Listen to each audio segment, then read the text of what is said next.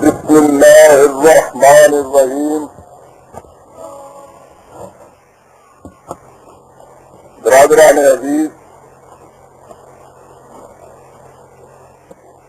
غالباً آپ کو یاد ہوگا کہ پچھلی دفعہ یہ طے ہوا تھا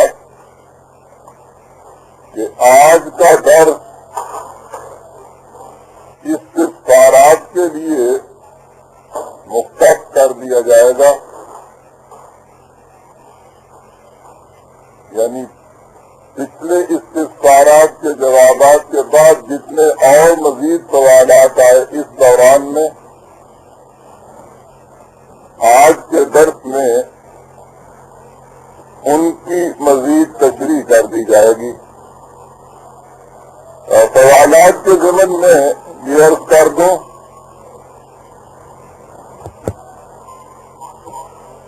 کہ جیسا کہ شروع میں یہ کہا گیا تھا،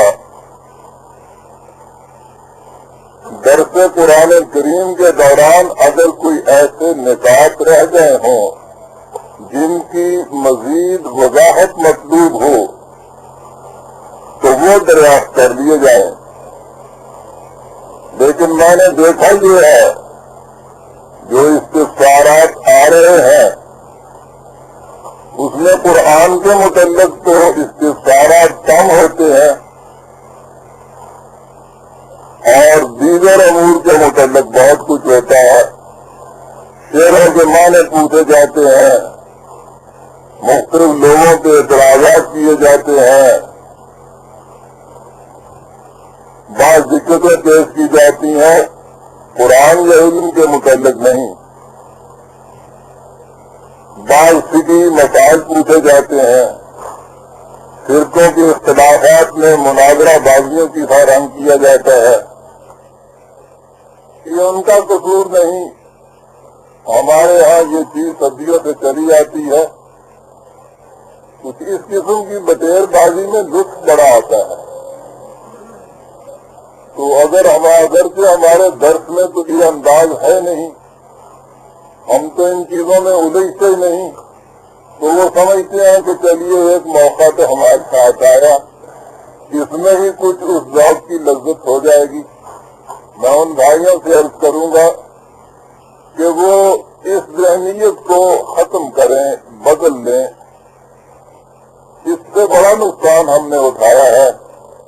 فائدہ کچھ نہیں ہوتا، نقصان بہت ہوتے ہیں. استفسارات قرآن کریم کے کسی مقام کی مزید وضاحت کے لیے ہونے چاہیے.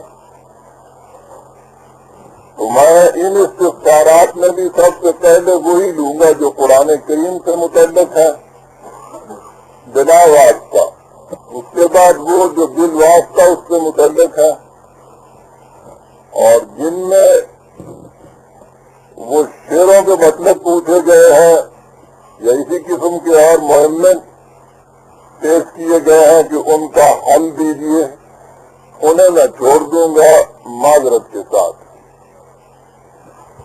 پہلا سوال یہ ہے کہ قرآن کریم میں خلیفہ کا لفظ فی الارض کے لیے استعمال ہوا ہے، اس کے لغوی و اصطلاحی معنی قرآنی روح سے کیا ہے؟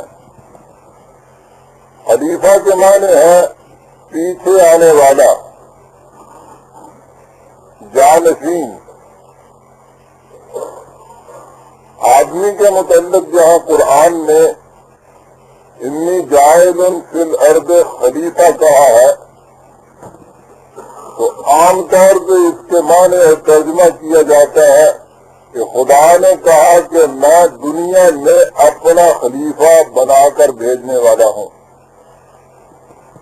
یہ یہاں خلیفۃ اللہ تو آیا نہیں، اور قرآن میں کہیں بھی کسی کو خلیفۃ اللہ کہا ہی نہیں گیا.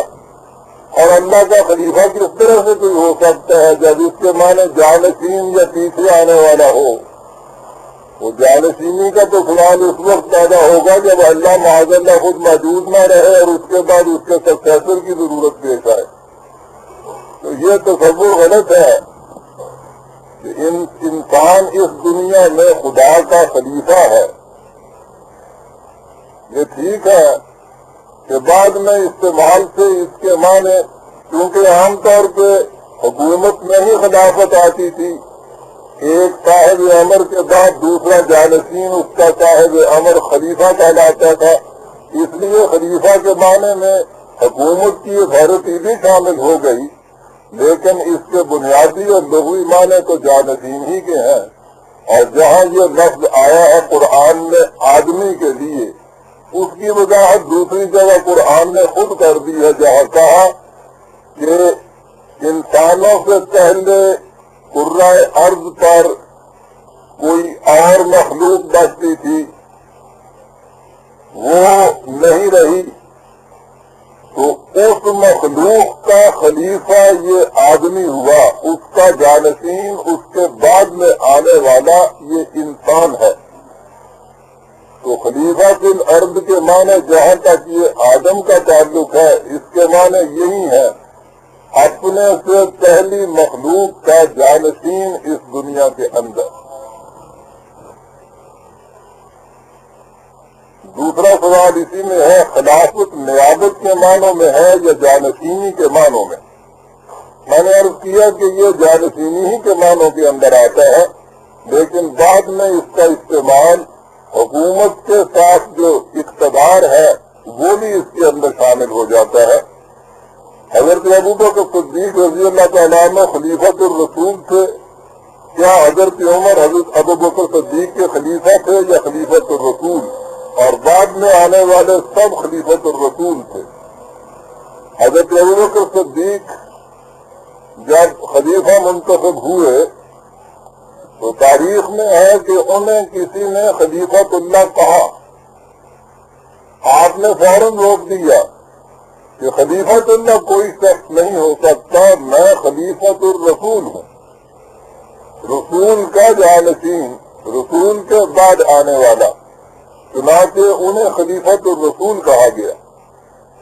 جب حضرت عمر رضی اللہ تعالیٰ عنہ جانشین ہوئے ان کے، تو اب ان کے متعلق یہ سوال پیدا ہوا کہ یہ تو خلیفہ ہے حضرت ابوبکر صدیق کے، اور حضرت ابوبکر صدیق خلیفہ تھے رسول اللہ کے، تو انہیں اب کہنا چاہیے خلیفۃ الرسول۔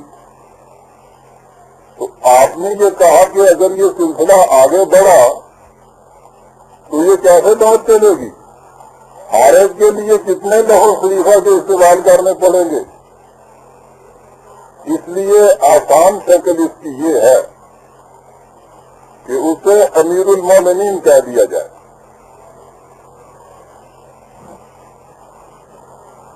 سوال کا تیسرا حصہ اسی کے متعلق ہے کہ قرآن حکیم میں سیاسی حاکم کے لیے اولی الامر کا لفظ ہے، یہ امیر کا لفظ کیسے استعمال ہونا شروع ہو گیا، حتیٰ کہ امیر المومنین کا لقب ہر مسلمان بادشاہ بھی استعمال کرنے لگا، اور پھر ہر مذہبی و سیاسی جماعت کا صدر بھی اپنے آپ کو امیر جماعت استعمال کرتا ہے۔ اس کی صحیح توضیح فرمائیں۔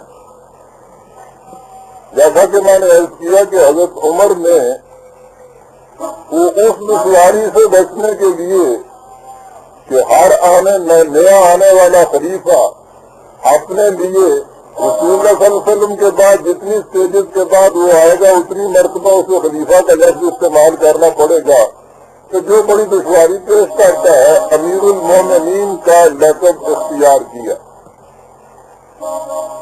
یہ جو امر کا لفظ ہے عربی میں جہاں سے یہ امیر کا لفظ بنتا ہے، اس کے بنیادی معنی ہے، اس صحراؤں میں سڑکیں تو ہوتی نہیں تھیں، وہ لوگ چھوٹے چھوٹے پتھر رکھ دیا کرتے تھے نشان راہ بتانے کے لیے، اسے امر کہا جاتا تھا۔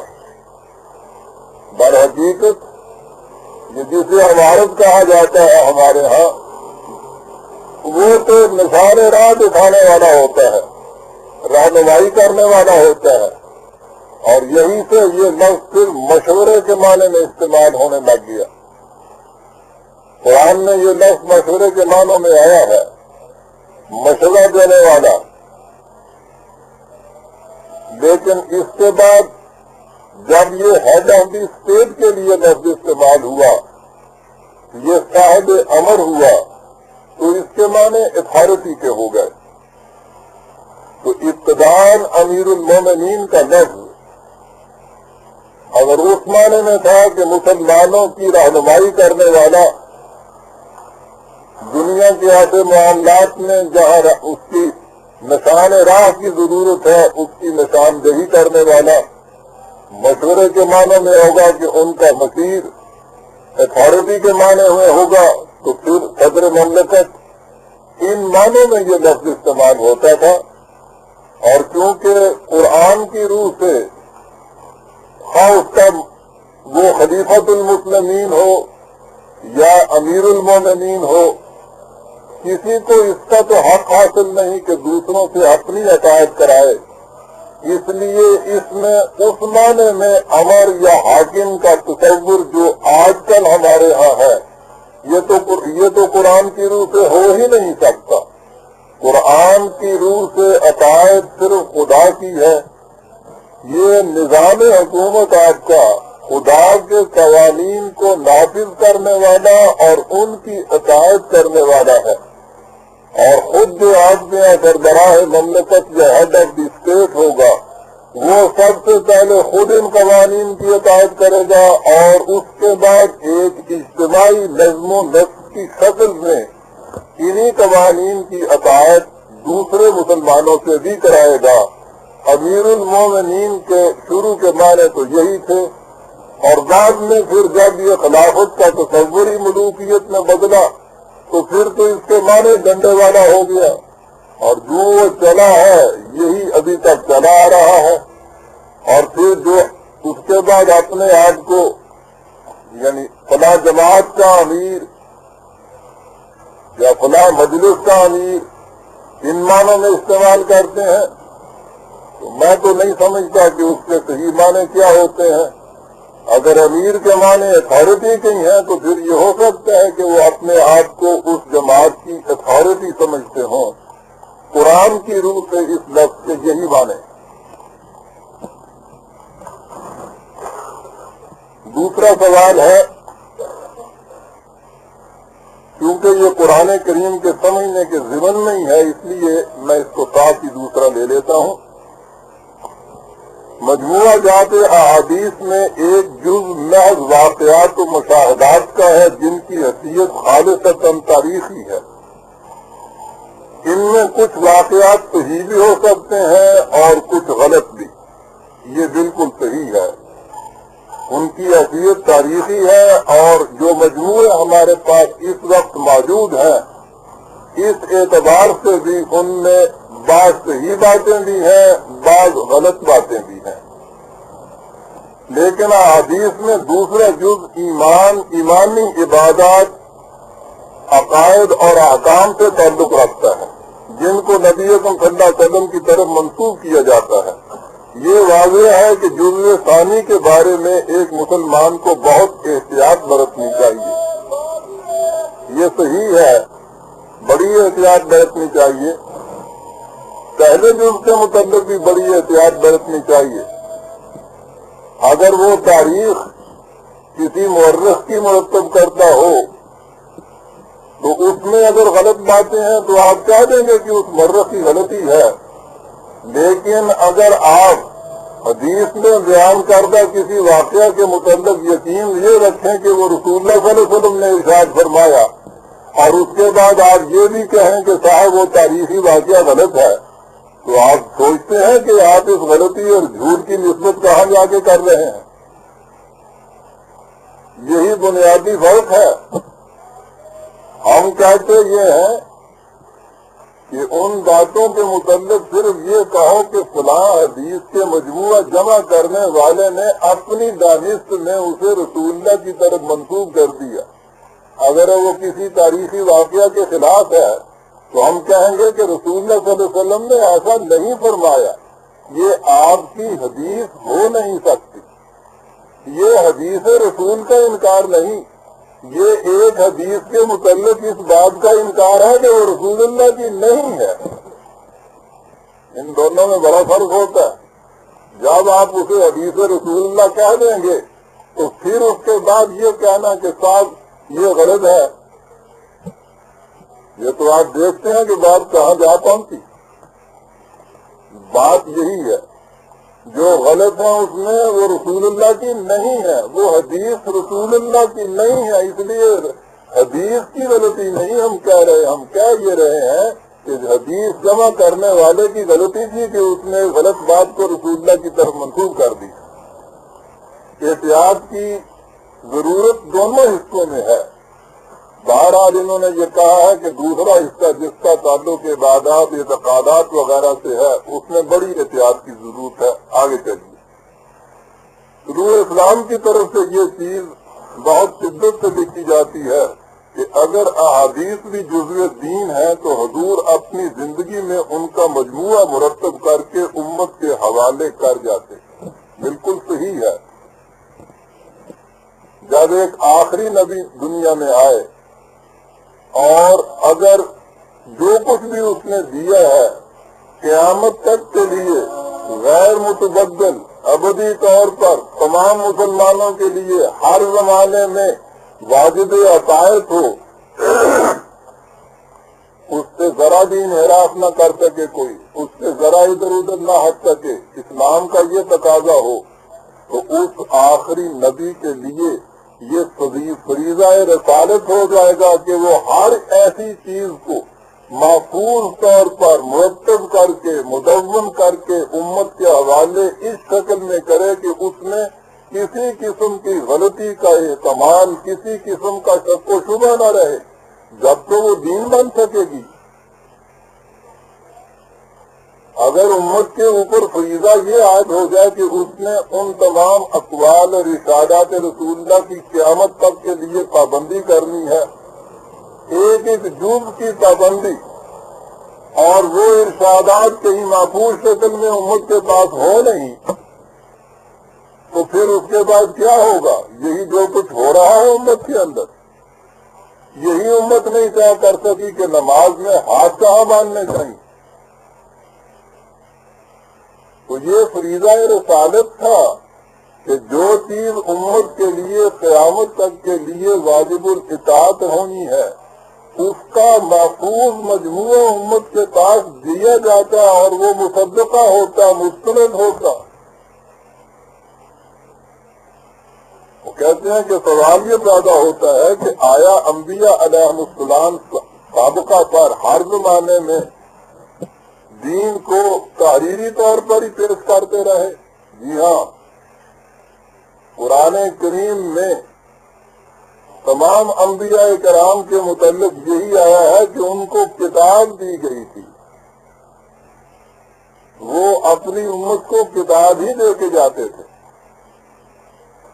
قرآن میں کہیں اور قرآن میں کسی جگہ بھی یہ ذکر نہیں کہ انہوں نے کتاب کے علاوہ کوئی اور چیز بھی اپنے امتیوں کو دی، کتاب ہی دے کے جاتے تھے۔ آیا زبانی تعلیم سابقہ ازمنہ میں نہیں دی گئی؟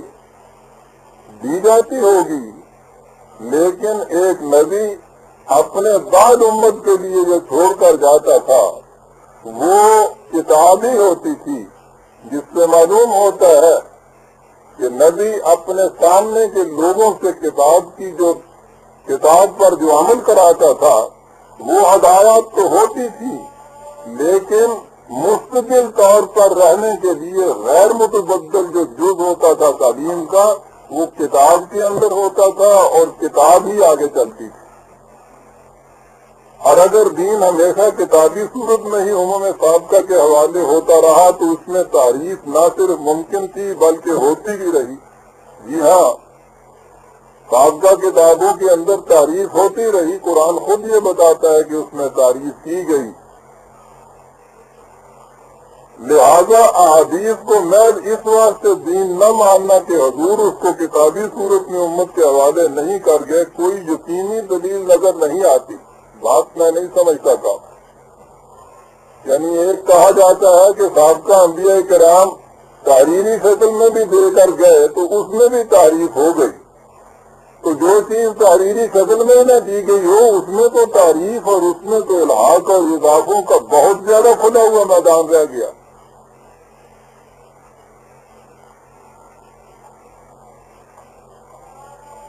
یعنی دلیل یہ لاتے ہیں کہ اگر وہ لکھی ہوئی کتابوں میں بھی تعریف ہو گئی تو اگر یہ آپ لکھتے بھی دے جاتے حدیثیں تو پھر بھی تعریف ہو جاتی ہے. جب تعریف ہونی تھی تو پھر لکھنا نہ لکھنا برابر ہے, تو پھر یہ کیا اعتراض کیا جاتا کہ آپ لکھ کر کیوں نہ دے گا.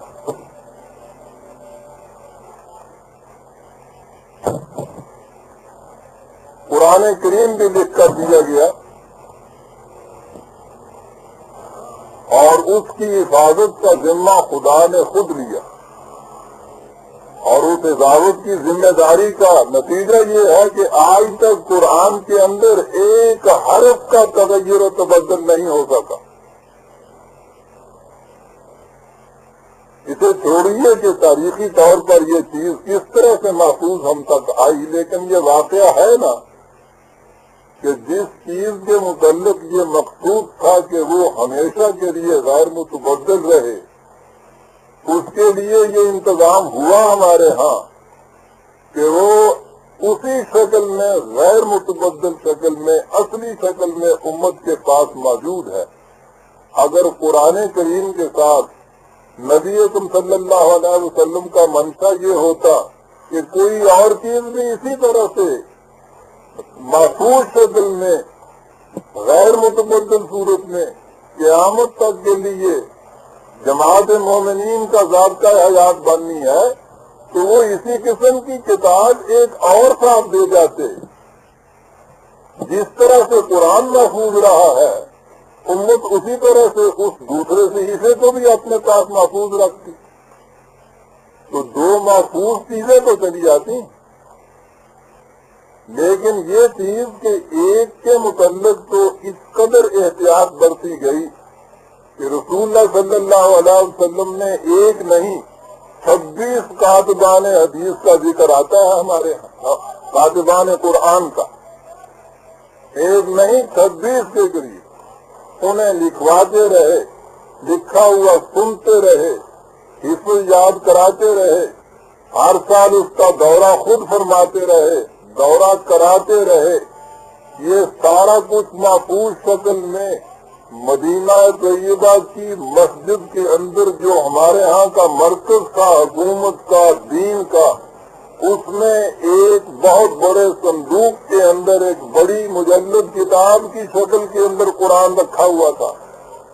وہاں اس کے گرد بیٹھ کے سارے صحابہ اس کو نقل کرتے تھے, اس کا دورہ ہوتا تھا.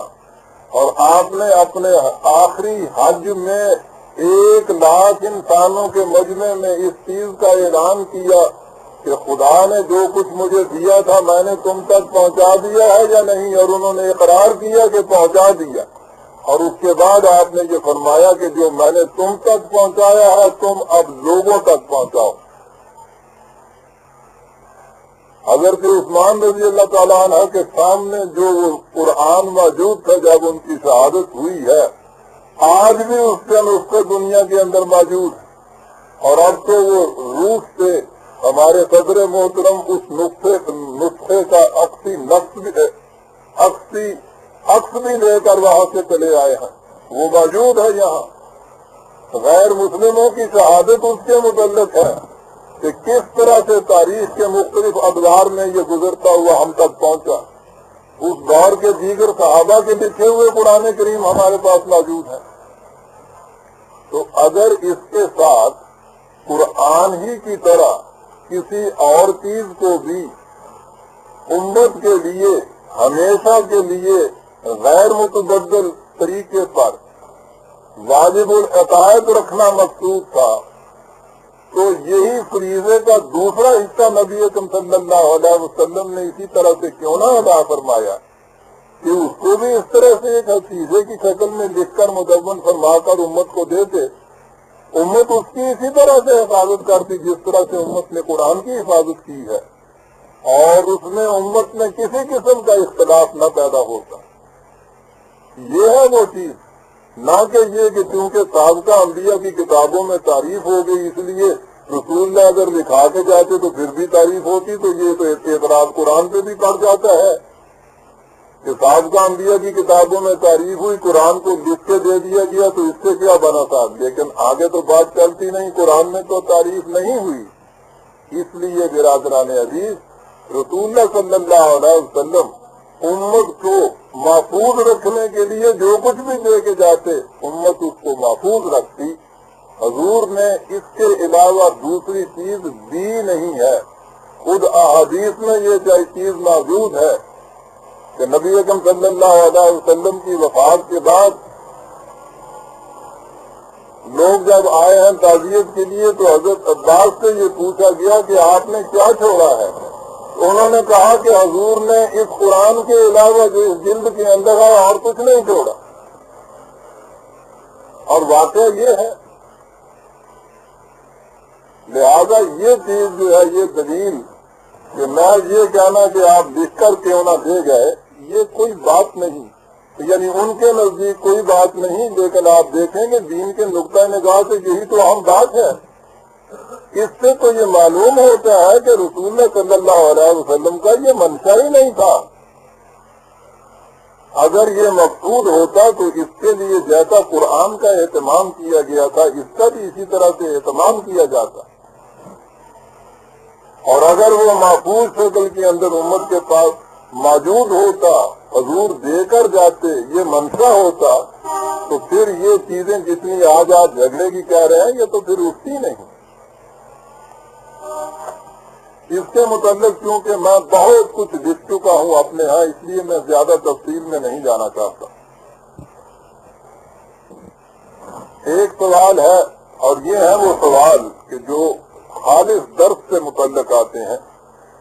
سورہ نحل میں وہ جو آیت آئی تھی کہ وَلَا تَكُونُوا كَالَّتِي نَقَضَتْ غَزْلَهَا مِن بَعْدِ قُوَّةٍ أَنْكَاثًا، معنی اس کے یہ تھے کہ دیکھنا تم اس بڑھیا کی طرح نہ ہو جانا کہ جس نے سارا دن بڑی محنت سے سوت کاٹا اور شام کو اپنے ہاتھوں ہی سے اس کو بکھیر کر رکھ دیا۔ سوال یہ ہے کہ اس آیت کو آپ نے تاریخ انسانی کی طرف منسوخ کیا ہے، حالانکہ اس سے پہلے اور بعد بات معاہدات کی چلی آ رہی ہے، چنانچہ یہ آیت مزید وضاحت طلب ہے۔ یہ ٹھیک ہے، بات معاہدات کی چلی آ رہی تھی کہ اپنے عہد کو نبھاؤ، اس کو پختہ رکھو، یہ نہ کرو کہ خود آپ ہی اس عہد کو پختہ طور پر تم دوسرے کے ساتھ باندھو اور آپ ہی اپنے ہاتھوں سے اس کو توڑ دو۔ یہ چلی آ رہی تھی بات۔ سوال یہ ہے کہ یہ جو تاریخ انسانی کے متعلق یہ بات کہی گئی تو مطلب کیا ہوا؟ یہ ایک ضرب المثل ہے، وہ بڑھیا کہ جو دن بھر سوت کاٹے اور شام کو خود ہی بکھیر کر رکھ دے، اسے استعمال کیا جاتا ہے ایسے ہی مواقع پر کہ جہاں کوئی شخص بڑی محنت سے کوشش سے ایک چیز کو خود کرے اور خود اپنے ہاتھوں سے اس کو برباد کر دے۔ تو قرآن کریم نے اسے جہاں استعمال کیا ہے وہ معاہدات کی ضمن کے اندر یہ آیا ہے، لیکن یہ ٹکڑا ضرب المثل کا جو پھر اس کے بعد اب قرآن کی آیت بن گئی، اب اس کو اگر آپ پھیلاتے چلے جائیں گے تو یہ پوری تاریخ انسانیت پر ثابت آئے گا۔ میں نے جو کہا تھا وہ یہ کہ یہ چیز جو ہے جو جسے قرآن نے یہاں بطور ضرب المثل کے بعد بتایا، ایک بہت بڑا حقیقت، ایک بہت بڑی حقیقت کی طرف اشارہ کر رہا ہے۔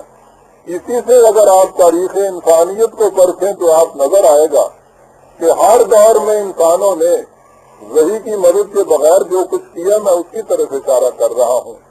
ہر دور کے انسانوں نے اپنے لیے زندگی کے نظریات اور تصورات منتخب کیے، اپنے لیے ایک تہذیب بنائی، ایک تمدن وضع کیا، اور اس کے متعلق ہمیشہ یہ سمجھا کہ اب یہ وہ راستہ مل گیا جس پر چل کر جنت سے نکلا ہوا آدم دوبارہ جنت میں پہنچ جائے گا۔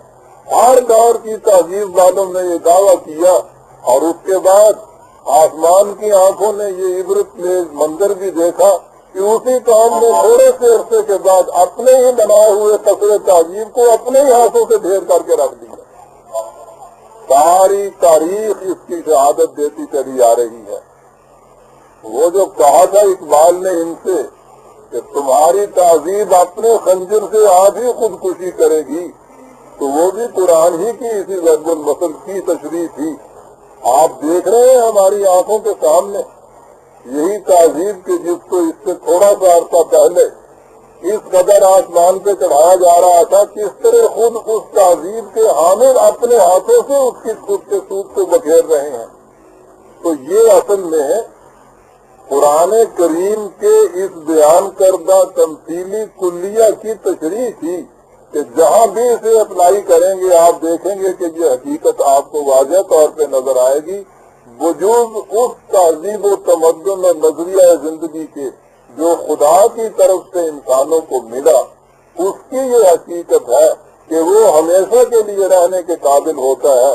انسانی ذہن کے وضع کردہ نظریات زندگی یا تہذیب و تمدن، ان کی کیفیت یہی ہوتی ہے کہ ایک وقت میں انسان اس کو کاٹتا ہے، دوسرے وقت میں اس کو ہاتھوں سے بکھیر کے رکھ دیتا ہے.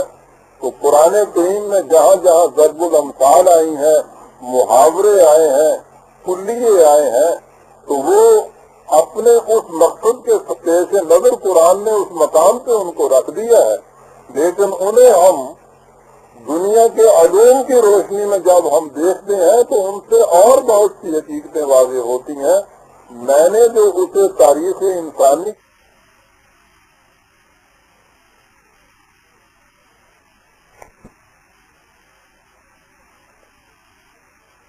من بعد ایمان ہی الا من اکرہ وقلبہ مطمئن بالایمان، وہاں کہا یہ گیا تھا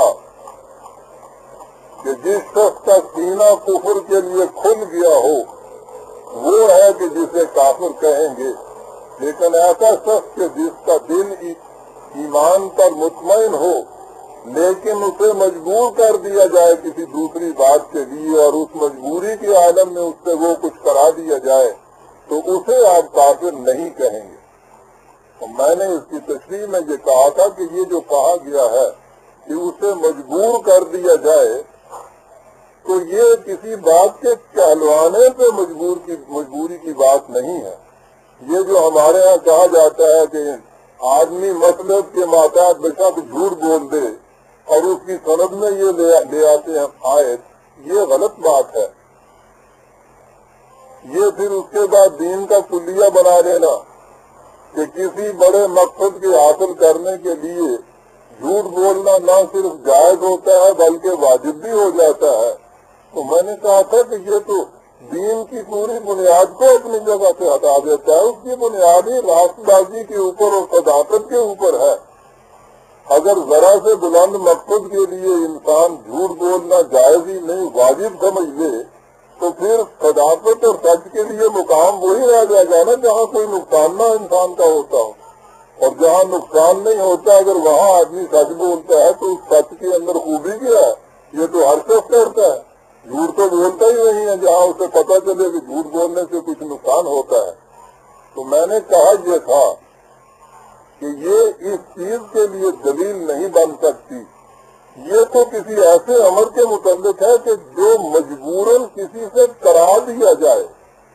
کسی شخص سے اگر ہاتھ باندھ کے اس کے بت کے سامنے سجدہ کرا دیا جائے تو وہاں تو وہ کہہ سکے گا کہ میں واقعی مجبور کر دیا گیا تھا اس کے سامنے سجدہ کرنے.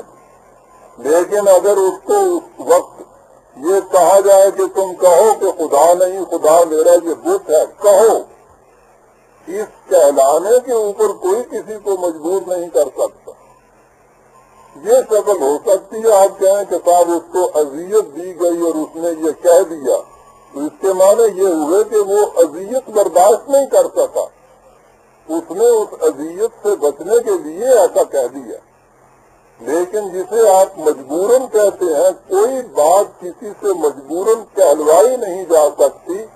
کوئی کام طبعی طور پر زبردستی کرایا تو جا سکتا ہے، جیسا میں نے ابھی عرض کیا کہ کسی کو باندھ کے بت کے سامنے سجدہ کے لیے جھکا دیا جائے تو یہ چیز جو ہے کہ زبان سے جھوٹ بول دے آدمی، دل میں خواہ اس کے متعلق اطمینان ہو کہ میں یہ جو کچھ کہہ رہا ہوں یہ جھوٹ ہے، اور کہے کہ میں نے مجبوری کے ماتحت کیا تھا، اس کو زیادہ سے زیادہ آپ کہہ لیں گے کہ اس شخص نے اس مصیبت یا تکلیف کو برداشت نہیں کیا، اس سے بچنے کے لیے ایسا کہہ دیا ہے۔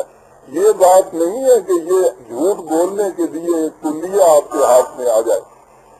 سوال یہ کیا گیا ہے کہ اس کا مفہوم بیان کرتے وقت آپ نے حضرت بلال و دیگر صحابہ کرام کی ایسی مثالیں پیش کی جہاں وہ انتہائی تکلیف کی عالم میں بھی حد تک قائم رہے، لیکن اس آیت کی مزید وضاحت کے لیے ایسی مثال کی ضرورت ہے جہاں کسی سے جبرن کوئی فعل سرزد ہوا ہو، برا حالے کہ اس کا دل اندر سے مطمئن ہو، تاکہ جھوٹ کے لیے وجہ جواز ڈھونڈنے والوں کے لیے یہ مثال بطور حد فاصل پیش کی جا سکے۔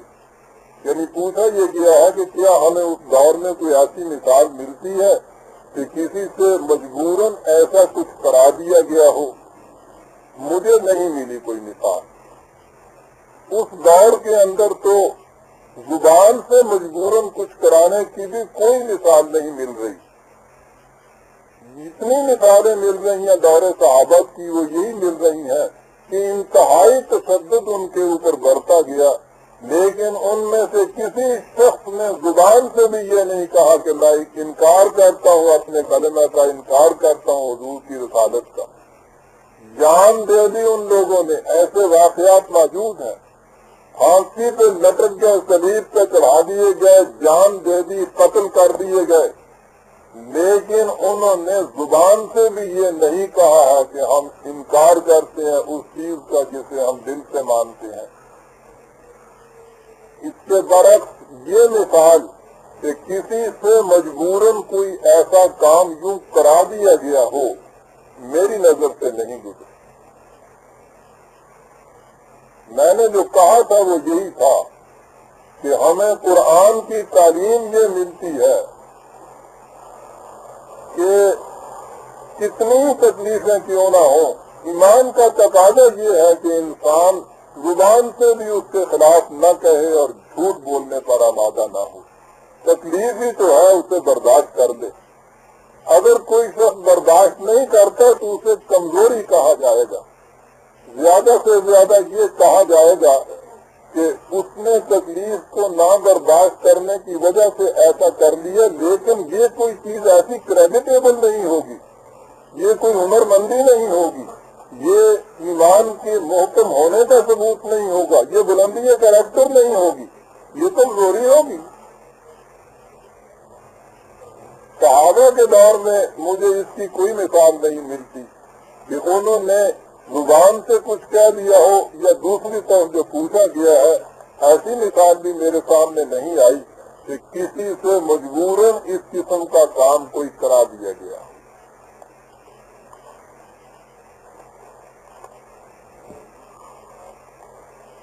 یہ ایک استفسار ہے، اچھا دو تین ہے لیکن اہم ہے۔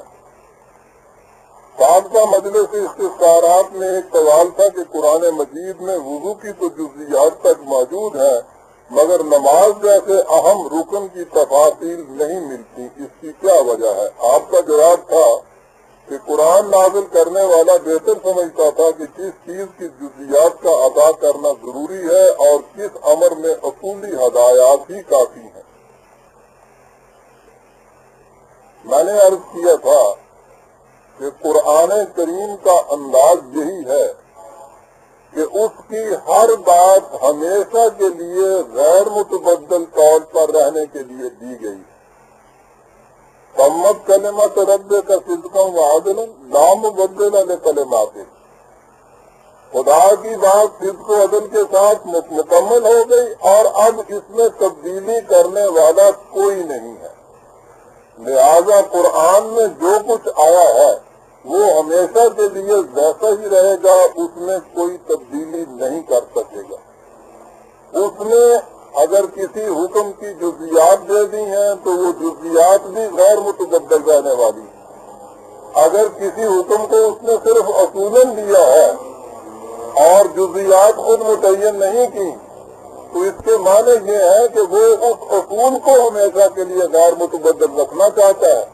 اگر اس کی جزیات بھی غیر متبدل رکھنی مقصود ہوتی تو وہ اس کی جزیات خود قرآن کے اندر دے دیتا، جیسا کہ مثال سے میں نے بتایا تھا کہ وضو کی جزیات بھی قرآن نے دے دی ہیں۔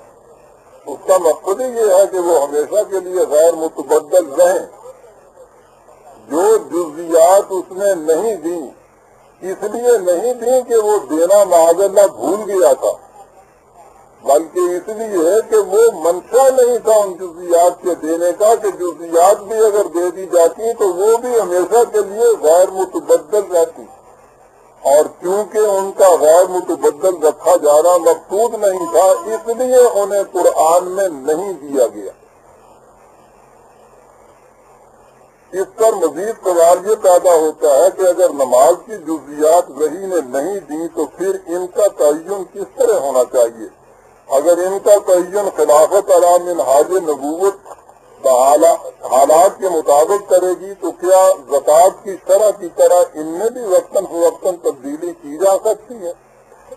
بات تو اصولی ہے کہ قرآن نے جن چیزوں کو اسی طرح سے رکھنا مقصود تھا خدا کا، اس نے قرآن نے ان تمام چیزوں کو دے دیا اپنے ہاں۔ جس چیز کو بھی اس نے اصولی طور پر دیا ہے اور اس کی جزیات خود متعین نہیں کی، اس کے معنی یہ ہے کہ ان کی جزیات کے اندر تبدیلی کا امکان ہے۔ اب تبدیلی اس کی کون کرے گا؟ ظاہر ہے کہ جو نظام نبی صلی اللہ علیہ وسلم نے قائم کر کے آگے چلایا تھا اس میں تبدیلی کا اس کو حق ہے۔ زکوٰۃ کا حکم اور طلاق کا حکم ساتھ ساتھ آتا ہے قرآن میں۔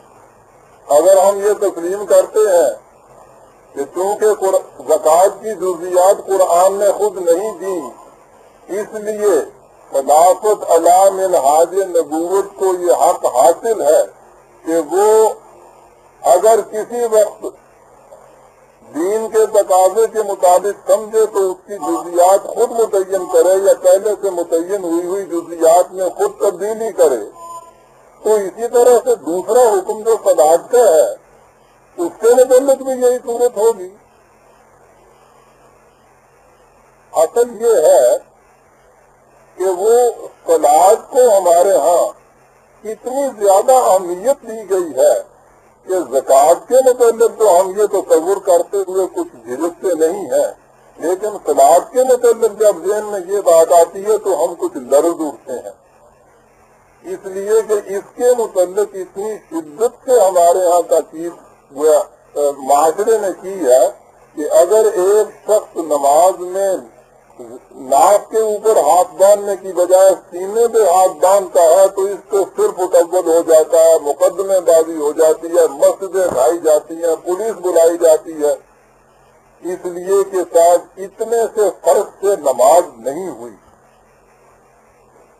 تو جب کیفیت اس کی جزیات کی یہاں تک آ پہنچے تو اس کے متعلق یہ تصور کرنا کہ ان میں کبھی تبدیلی بھی کی جا سکتی ہے جی مانتا نہیں ہے۔ ورنہ اگر آپ اس اصول کو تسلیم کر لیں کہ زکوٰۃ کی جزیات قرآن نے نہیں دی، خلافت علی منہاج نبوت ان جزیات میں اپنے وقت کے تقاضوں کے مطابق تبدیلی کر سکتی ہے، تو اس اصول کو ہر اس حکم کے اوپر منطبق کیجیے قرآن نے جس کی جزیات خود نہیں دی ہوئی ہیں۔ اور جہاں تک اس چیز کا تعلق ہے کہ خلافت علی منہاج نبوت جزیات میں تبدیلی کر سکے گی یا متعین کر سکے گی، آپ سوچیے میرے بھائی، رسول اللہ صلی اللہ علیہ وسلم کے نماز کے وقت زمانے میں نماز پڑھی جاتی تھی، کیا وہاں یہ شکل تھی کہ سنیوں کی نماز الگ تھی اور شیعوں کی الگ تھی، وہابیوں کی الگ تھی اور حنفیوں کی الگ تھی؟ کیا یہ شکل تھی رسول اللہ کے زمانے میں؟ یا وہاں یہی شکل تھی کہ کوئی ہاتھ باندھے ہوئے کھڑا تھا، کوئی ہاتھ کھولے ہوئے کھڑا تھا، کوئی سینے پہ باندھے ہوئے تھا، کوئی ناک پہ باندھے ہوئے تھا؟ یا یہی شکل تھی کہ کوئی اللہ اکبر کہتے وقت کانوں کا ہاتھ اٹھاتا تھا، کوئی چھوڑ دیتا تھا، کوئی تسبیح پڑھتا تھا، کوئی پڑھتا تھا، کوئی تشہد کس طرح سے ادا کرتا تھا، کوئی کیسے ادا کرتا تھا؟ آپ سوچیے تو صحیح، یہ شکل ہو سکتی ہے نبی اکرم صلی اللہ علیہ وسلم کے زمانے میں پیدا؟ ایک ہی نماز تھی، ایک ہی اس کی شکل تھی، ایک ہی انداز سے سارے ادا کرتے تھے۔ اس کے بعد آج آ جائیے آپ، جیسا کہ میں اکثر کہا کرتا ہوں، چلتے پھرتے سارے مسلمان ایک جیسے نظر آتے ہیں۔ انارکلی میں آپ چلے جائیے، آپ کبھی فرق نہیں کر سکیں گے کہ یہ حنفی ہے یا دیوبندی ہے یا بریلوی ہے یا شیعہ ہے، لیکن جو ہی نماز کی اذان ہوئی آپ دیکھیں گے کہ وہ گروہ اور گروہ کھسنے شروع ہو گئے۔ نماز کی ایک اذان نے آپ کو پتہ بتا دیا کہ امت میں تفرقہ کتنا ہے۔ جس صلاۃ کے حکم کے بعد قرآن نے کہا تھا کہ صلاۃ کو کام کرو وَلَا تَكُونُوا مِنَ الْمُشْرِكِينَ مِنَ الَّذِينَ فَرَّقُوا دِينَهُمْ، اور مشرکوں میں سے نہ ہو جو اپنے دین میں فرقے پیدا کر دیتے ہیں، وہی صلاۃ ہمارے ہاں فرقہ بندی کی اولین تمیز اور اس کی شناخت ہو گئی ہے۔ مسلمان کھڑا ہو کہیں آپ کبھی نہیں کہہ سکتے اس کی بگانی کو دیکھ کے کہ یہ شیعہ ہے یا سنی ہے۔ نماز پڑھنے لگ جائے تو گھر سے پتہ چل جاتا ہے۔ میں نے کہا یہ تھا کہ کیا امت میں یہی شکل رہے گی ہمیشہ، یا کبھی ہم اس دور کی طرف پھر لوٹ آئیں گے جو دور محمد رسول اللہ صلی اللہ علیہ وسلم کے زمانے میں تھا؟ ساری امت ایک وحدت، ایک نماز ان کی، ایک امام ان کا، ایک شکل ان کی۔ اسی سے تو اتحاد پیدا ہوتا ہے، اسی سے تو وحدت پیدا ہوتی ہے۔ اس کی شکل کیا ہو سکتی ہے؟ اس کا حق کسی فرد کو تو ہو نہیں سکتا۔ مجھے کیا حق ہے، زید اور بکر کو کیا حق ہے کہ وہ کہے کہ صاحب اس شکل کی نماز تو رسول اللہ کی نماز تھی اور اس شکل کی نماز نہیں تھی؟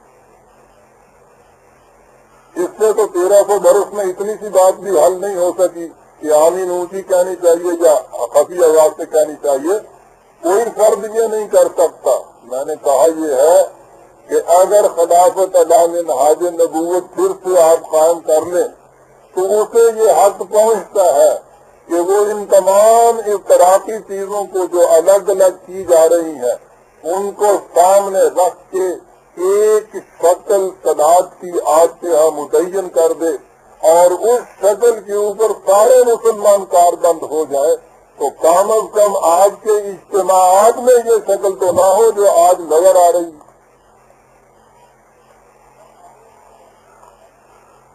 لیکن اگر یہ کہہ دیا جائے کہ ساتھ ان جزیات کے اندر تو اس کو بھی حق نہیں ہے تبدیلی پیدا کرنے کا، تو میں پوچھتا یہ ہوں کہ یہ جو تبدیلیاں اس وقت پیدا ہوئی ہیں، یہ تبدیلیاں کس نے پیدا کی تھی؟ رسول اللہ کی پیدا کردہ تو یہ ہے نہیں۔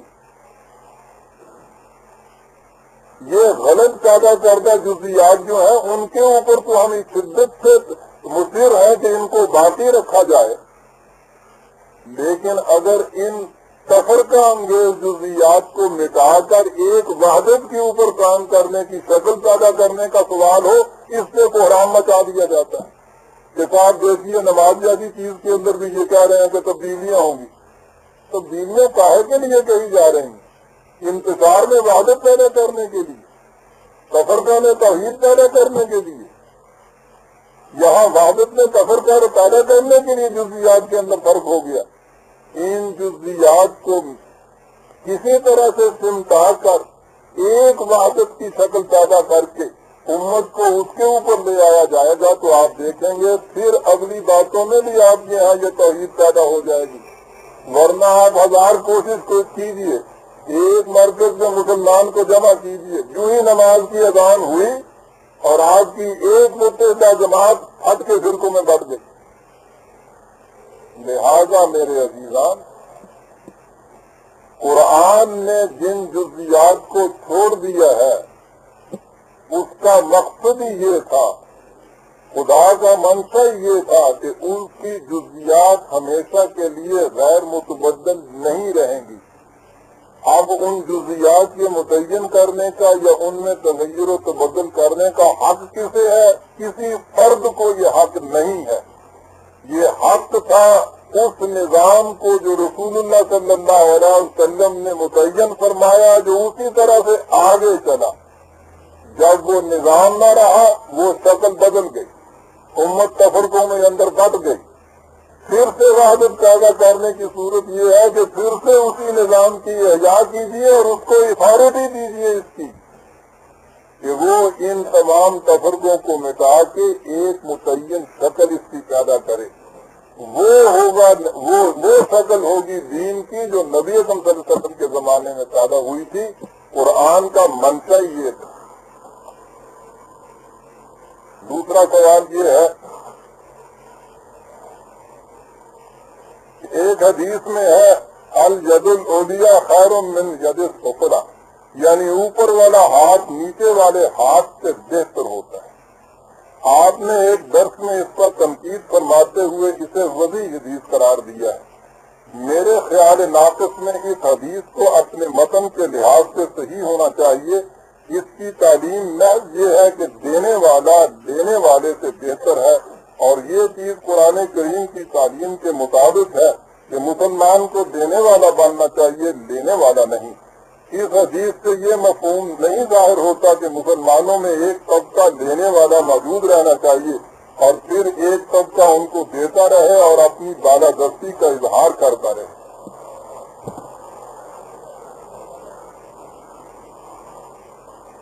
یہ ہے ایک حدیث جسے بیان کیا جاتا ہے کہ دینے والا ہاتھ لینے والے ہاتھ سے بالا ہوتا ہے.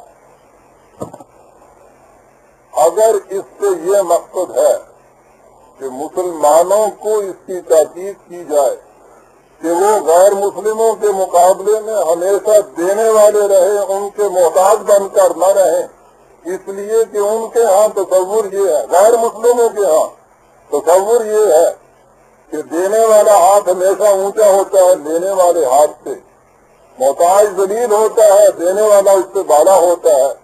اگر اس سے مقصد یہ ہے کہ مسلمانوں کو اس کی تلقین کی جائے کہ یاد رکھو تم غیر مسلموں کے محتاج نہ کبھی ہو جانا، کیونکہ وہ اس احتیاج کے بدلے میں تمہیں ذلیل کریں گے، پھر تو یہ بالکل ٹھیک ہے. لیکن حدیث تو ایک کلیے کی شکل میں ہے کہ ہر لینے والا ہاتھ ذلیل ہوتا ہے، دینے والا ہاتھ اوپر ہوتا ہے. اب جب اس کو مسلمانوں کے معاشرے کے اندر آپ لائیں گے تو آپ دیکھیے کہ بات کیا بنے گی. ظاہر ہے کہ اس معاشرے کے اندر محتاج بھی ہوں گے، اس معاشرے کے اندر دینے والے بھی ہوں گے، اور ہر وقت یہ اصول سامنے رہے گا کہ ہر محتاج لینے والا ذلیل ہوگا اور ہر دینے والا اپنے آپ کو اونچا سمجھے گا. یہ تھی وہ چیز جو میں نے کہا تھا کہ یہ تصور قرآن کی تعلیم کے خلاف ہے. قرآن کہتا ہے ہمیں کہ اپنے صدقات کو لینے والوں کو کسی طرح سے احسان جتا کر یا ان کو اذیت پہنچا کے باطل مت کرو. لینے والے کو اگر کسی قسم کی اذیت پہنچائی جائے تو وہ صدقہ باطل ہو جاتا ہے. لینے والے کے متعلق اگر رسول اللہ کا یہ ارشاد اس کے سامنے ہر وقت ڈالا جائے کہ لینے والا ہمیشہ ذلیل ہوتا ہے دینے والے کے مقابل میں، تو اس سے بڑی اذیت اس کے لیے اور کیا ہوگی. قرآن نے اسی لیے برادران عزیز چیریٹی اور خیرات کا وہ جو تصور چلا آتا تھا اس کو مٹا دیا. جو ہی آپ خیرات کا تصور ذہن میں لائیں گے، لینے والا اپنے آپ کو ذلیل محسوس کرے گا. اور اگر آپ یہ کلیہ بھی بیان کر دیں گے کہ دینے والا ہاتھ ہمیشہ لینے والے ہاتھ سے اونچا ہوتا ہے، تو لینے والا تو ہر وقت اپنے آپ کو ذلیل محسوس کرے گا. قرآن نے اس کو مٹانے کے لیے جہاں ایک طرف یہ چیز کہی کہ کسی قسم کا کوئی خیال تمہارے ذہن میں جو لینے والے کو محسوس کرا دے کہ وہ ذلیل ہے، صدقے کو باطل کر دے گا. اور وہاں لینے اور دینے کے سوال کے متعلق کہا یہ کہ وفی اموالہم حق معلوم للسائل والمحروم، کہ جن کو زمانہ کے کسی حادثے نے معذور کر دیا ہے، محتاج کر دیا ہے کسی وقت، وہ یہ نہ سمجھ لیں کہ اب ہمیں بطور خراب کے بھیک کے ٹکڑے کہیں سے ملیں گے، وہ یہ نہ سمجھ لیں کہ اب ہمارا نیچے ہاتھ ہو گیا اس لیے ہم ذلیل ہو گئے۔ وہ کہتا یہ ہے کہ ہر اس شخص کے پاس جس کے پاس ضرورت سے زیادہ ہے، ان لوگوں کا حق ہے کہ وہ اپنا حق وصول کریں ان سے، اور حق کو معلوم ریکگنائز رائٹ۔ میں پوچھتا یہ ہوں کہ جہاں لینے والا جو ہے یہ تصور کرے کہ میرا حق ہے کہ میں اس سے لوں، کیا وہ لینے والے کا ہاتھ پھر نیچے ہوگا؟ قرآن نے تو ایسی مساوات دونوں کے اندر سمجھائی ہے کہ دینے والے کے متعلق کہا کہ تمہارے دل میں یہ بھی خیال نہ گزرے کہ ہم شکریہ بھی تم سے چاہتے ہیں، لا نريد منکم جزاء ولا شکورا، یہ تمہارے دل میں خیال نہ گزرے کہ ہم کوئی احسان کر رہے ہیں اس لیے کم از کم شکریہ تو ہمارا ادا کرے۔ شکریہ کس چیز کا ادا کرے؟ کیوں نہ ادا کرے؟ اس لیے کہ اس کا ایک حق تھا جو تمہارے پاس پڑا ہوا تھا، اس نے حق اپنا وصول کر لیا۔ قرآن خیرات کا تصور اس لیے مٹاتا ہے برادران عزیز کہ خیرات میں انسانوں کا ایک حصہ دوسرے حصے کے مقابلے میں ذلیل ہو جاتا ہے۔ لہذا جیسا میں نے عرض کیا، یہاں تک تو یہ صحیح ہے کہ ایک جماعت و قوم کی حیثیت سے یہ کہا جائے کہ چونکہ دوسرے لوگ لینے والے کو ذلیل سمجھتے ہیں، اس لیے تم نے ایسی پوزیشن میں نہ ہو جانا کہ تم دوسروں کے محتاج ہو جاؤ، یادوں کو محتاج ہو جاؤ گے تو وہ تمہیں ذلیل سمجھیں گے۔ لیکن اسلامی معاشرے کے اندر یہ جو چیز ہے، یہ تعلیم صحیح نہیں ہو سکتی کہ یہاں لینے اور دینے والے کی ایک تمیز باقی رکھی جائے، اور لینے والے کے ذہن میں ہر وقت یہ خیال پڑتا رہے کہ میں جو ہاتھ نیچے رکھ رہا ہوں اس لیے میں ان کے مقابلے میں ذلیل ہوں۔ قرآن نے اس تصور کو مٹایا اور نبی اکرم صلی اللہ علیہ وسلم نے اس تصور کو عملاً کر کے دکھا دیا کہ سارے وقت میں کبھی ایسا نہیں ہوا کہ کسی لینے والے نے یہ محسوس کیا ہو کہ میں دینے والے کے مقابلے میں ذلیل ہوں۔ وہ اسے اپنا حق سمجھ کے لیتے تھے، دینے والے ان کی امانت ان کو لوٹا دیتے تھے۔ لہذا میرا اعتراض اس سے یہ تھا کہ اگر یہ چیز ان الفاظ میں ہوتی کہ مسلمانوں غیروں کے مقابلے میں کہیں محتاج نہ بن جانا کہ اس سے وہ تمہیں ذلیل سمجھیں گے تو یہ صحیح تھا، لیکن اگر اس کو اسی شکل میں کلیے کی شکل میں بیان کیا جائے کہ دینے والا ہاتھ لینے والے ہاتھ سے بالا ہوتا ہے اور لینے والا ہاتھ ذلیل ہوتا ہے تو اس کا اطلاق مسلمانوں کے معاشرے کے اندر بھی ہو جائے گا، اور اس سے قرآن کا وہ بلند مقصد کہ وہ خیرات کا تصور مٹانا چاہتا ہے وہ مقصد فوت ہو جائے گا، اور اس میں بھی دو گروہ ایسے ہو جائیں گے کہ ایک گروہ اپنے آپ کو ہمیشہ ذلیل سمجھے، دینے والا اپنے آپ کو بہت بڑا سمجھے، جیسا کہ آپ کے ہاں ہو رہا ہے۔ اگر قرآن ہی کی تعلیم رہتی تو کبھی دینے والا اس قدر تکبر و نخوت میں آج آپ کو نظر نہ آتا جو آپ کے ہاتھ نظر آتا ہے۔ لینے والا کبھی اپنے آپ کو ذلیل نہ محسوس کرتا۔ تو میرا اعتراض اس سے یہ تھا کہ یہ چیز اس شکل میں جو بطور کلیے کے ایک پیش کی گئی ہے یہ مسلمانوں کے معاشرے کے اندر بڑا غلط تصور پیدا کرتی ہے، اس لیے اس شکل میں یہ نبی اکرم صلی اللہ علیہ وسلم کی نہیں ہو سکتی۔ اگر وہ مقصد تھا تو اس سے بیان کرنے کی کوئی اور شکل ہوگی، حضور نے ممکن ہے وہ شکل بیان فرمائی ہو، آگے منتقل ہوتے ہوئے وہ خاص شکل تو نہ رہی اور اس عام کلیے کی شکل میں یہ بات آگے چل گئی۔ کلیے کی شکل میں یہ حدیث اگر آپ کے ہاں آتی ہے تو مسلمانوں کے معاشرے کے اندر یہ قرآن کی اس بلند تعلیم کے خلاف چلی جاتی ہے. یہ تھا میرا اعتراض.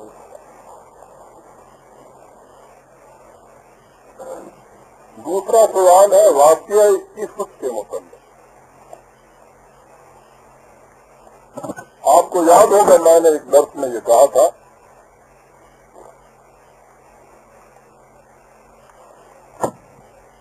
سورہ نور میں قرآن کریم نے یہ کہا ہے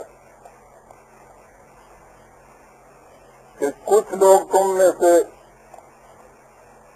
ایک افسانہ تراش کے لے آئے اور انہوں نے کسی باعصمت خاتون کے خلاف کوئی تہمت لگا دی.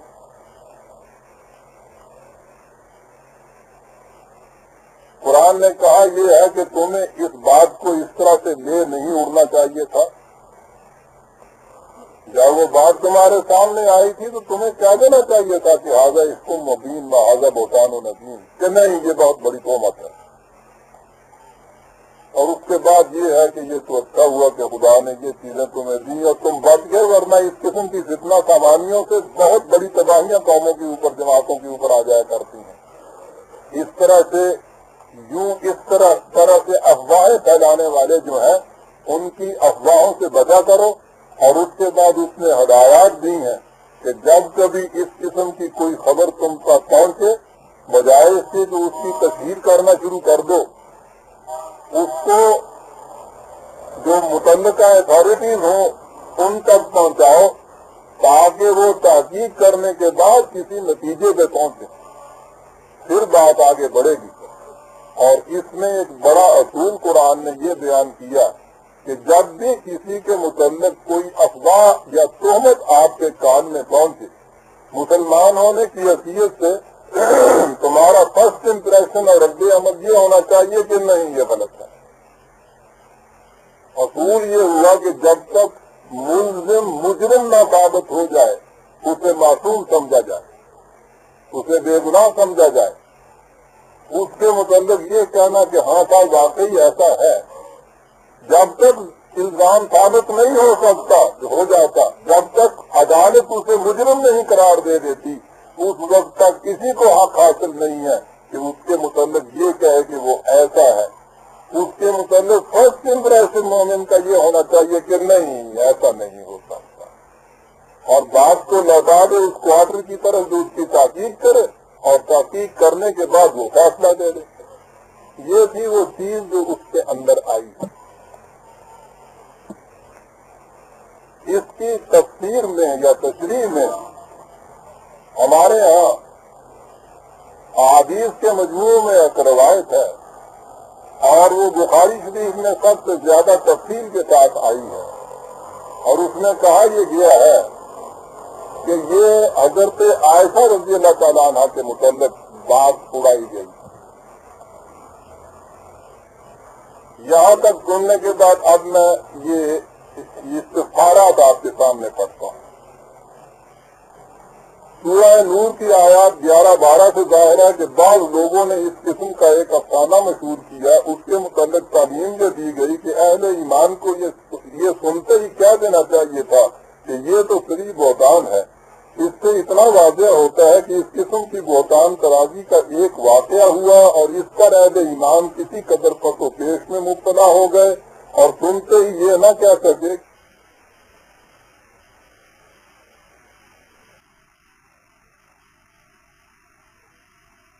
اور اس پر اہل ایمان کسی قدر پس و پیش میں مبتلا ہو گئے اور سنتے ہی یہ نہ کہہ سکے کہ یہ تو صریح تہمت ہے. اب رہی یہ بات کہ وہ عفت معاب خاتون کون تھی جن کے متعلق یہ تہمت تراشی گئی اور جن کی عصمت کی شہادت خود خدا نے دی. اگرچہ اس تعین پر دین کے کسی ستون کا قیام نہیں, تاہم قیاس یہی کہتا ہے کہ وہ ذات گرامی حضرت عائشہ ہی کی ہونی چاہیے. پہلی چیز تو یہی ہے کہ قرآن نے اس کی تعین نہیں کیا.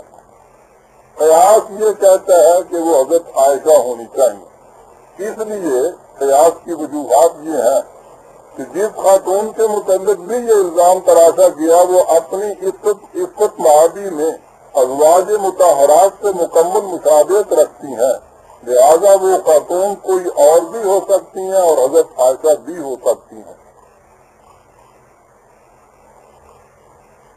وہی کا کسی کی عصمت کی شہادت دینا ایک عظیم شرف ہے، لہذا اس شرف کا حصول حضرت عائشہ کو کیوں نہ ہو۔ تیسرا، ظاہر ہے کہ یہ افواہ منافقین نے پھیلائی ہوگی۔ مسلمانوں کو ہر ذہنی اور جسمانی اذیت میں مبتلا دیکھنا ان کو دل و جان سے عزیز تھا، اور اس افواہ کے پھیلانے میں بھی ان کا یہی مضمون جذبہ کام کر رہا تھا۔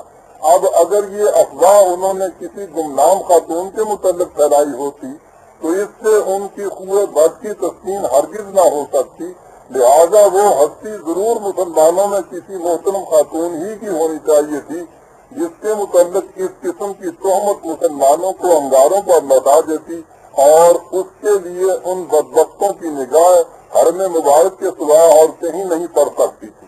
اگلا، جہاں تک الزام محض الزام تراشی کا تعلق ہے، اس سے تو انبیاء کرام بھی محفوظ نہیں رہے، ان کو بھی کاہن، شاعر اور مسحور کہا گیا، لہذا اگر بعض بد فرشتوں نے حضرت عائشہ کے متعلق کوئی تہمت مشہور کر دی تو یہ کوئی اچنبے کی بات نہیں۔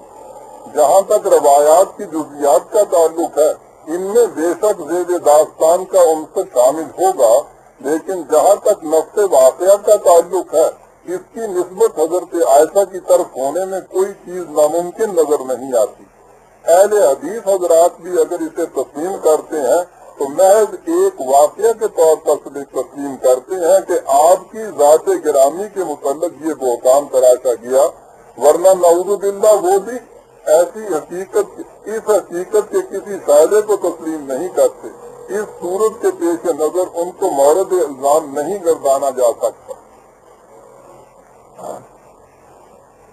میں نے یہ اس لیے پورا تفصیل سے کر دیا کہ بات سامنے آ جائے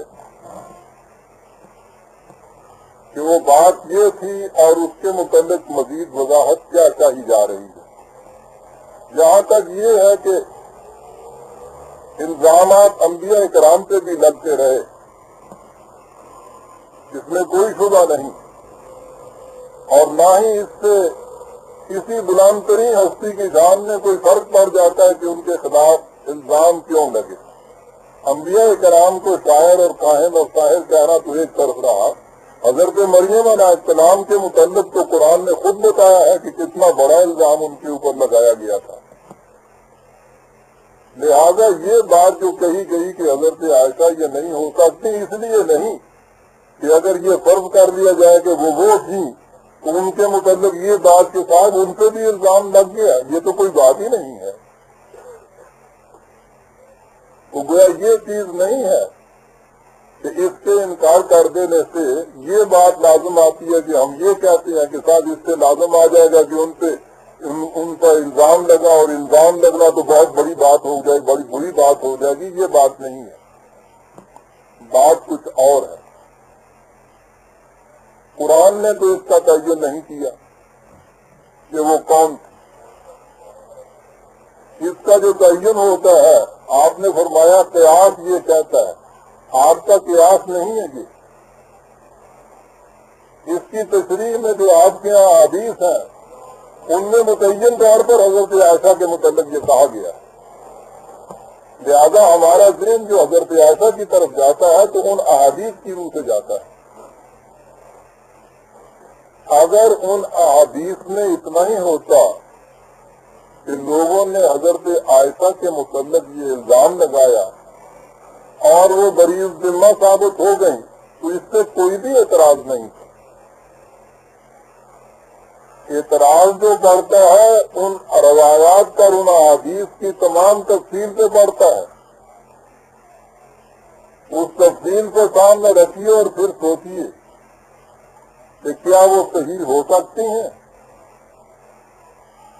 تفصیل کیا ہے، اسے چھوڑیے کہ وہ سفر کے واقعہ میں کس طرح سے حضرت عائشہ اپنے عہدے میں نہیں تھی اور بعد میں بہرحال یہ مشہور ہو گیا کہ صاحب نعوذ باللہ جو اتہام ان پہ لگایا گیا، چلیے بات ہوئی، منافقوں نے لگایا، کسی نے لگایا، قرآن تو عصبۃ منکم کہتا ہے کہ تم میں سے ایک جماعت تھی،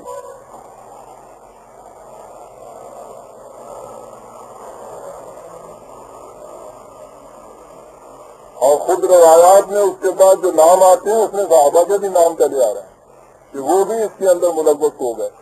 چھوڑ دیجیے، قرآن نے یہ بھی نہیں بتایا وہ کون تھے، یہ بھی نہیں بتایا کہ کس کے متعلق تھے۔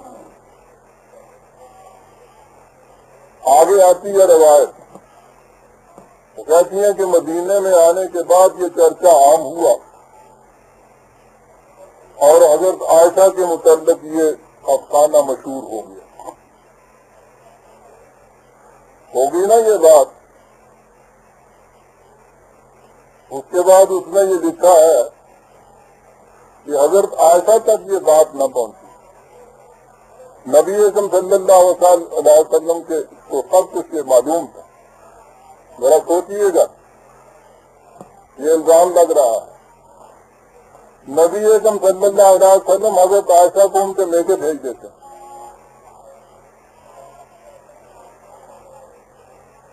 وہ میکے میں چلی جاتی ہیں تو وہاں اڑتے اڑتے ان کے کان میں یہ خبر پہنچتی ہے۔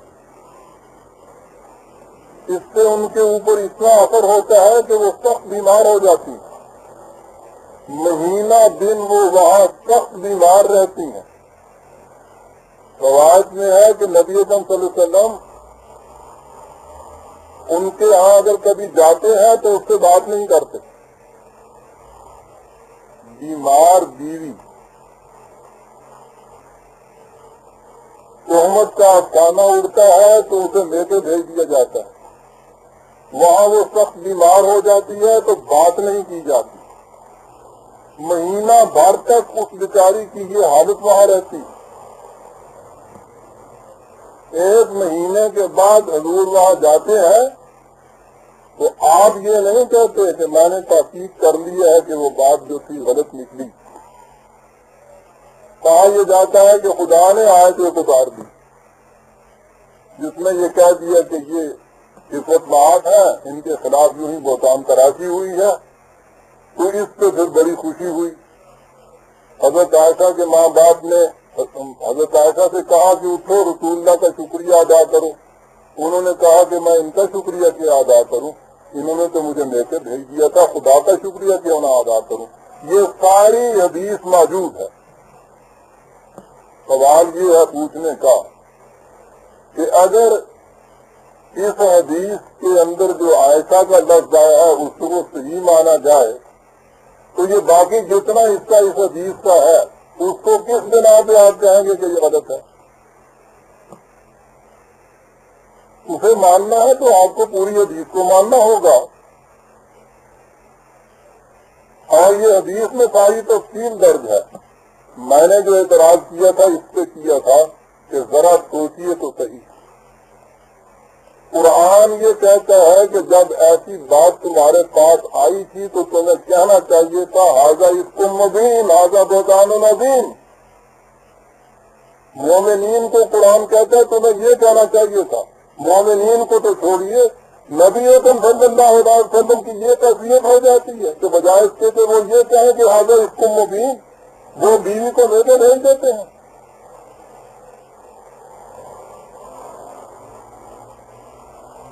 اور میں کہتا ہوں کہ اگر باقی ساری دنیا بھی کہتی رہے، جس خامن کو اپنی بیوی کے متعلق یقین ہے وہ دنیا بھر کو یہ کہے گا کہ تم بکتے ہو، تم کہتے رہو جو کہنا چاہتی ہو، میں کبھی اس کے متعلق خیال تک بھی دل میں نہیں لا سکتا کہ جائے کہ قرآن کی تعلیم یہ ہو کہ تم مومنین کو یہ کہنا، وہ عام مومنوں سے کہتا ہے کہ تمہیں تو یہ کہنا چاہیے کہ جائے کہ خود اس عورت کا خامن بھی رسول اللہ صلی اللہ علیہ وسلم۔ کیا حضور کے لیے قرآن کی اس ارشاد کے مطابق یہ ضروری نہیں تھا کہ پہلا امپریشن یہ ہوتا کہ ھذا افک مبین؟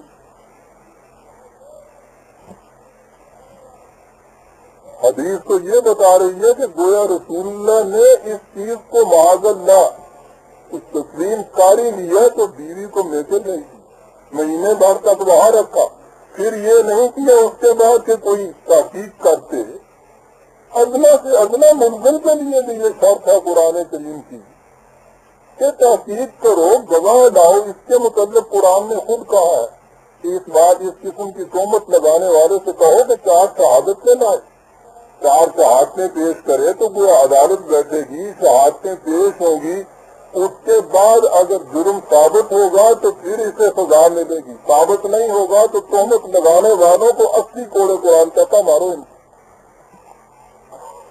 یہاں حدیث یہ بتاتی ہے ہمیں تو حضور نے نہ کوئی عدالت بٹھائی، نہ گواہ طلب کیے، نہ فیصلہ کیا کہ وہ بری الذمہ ہے یا نہیں۔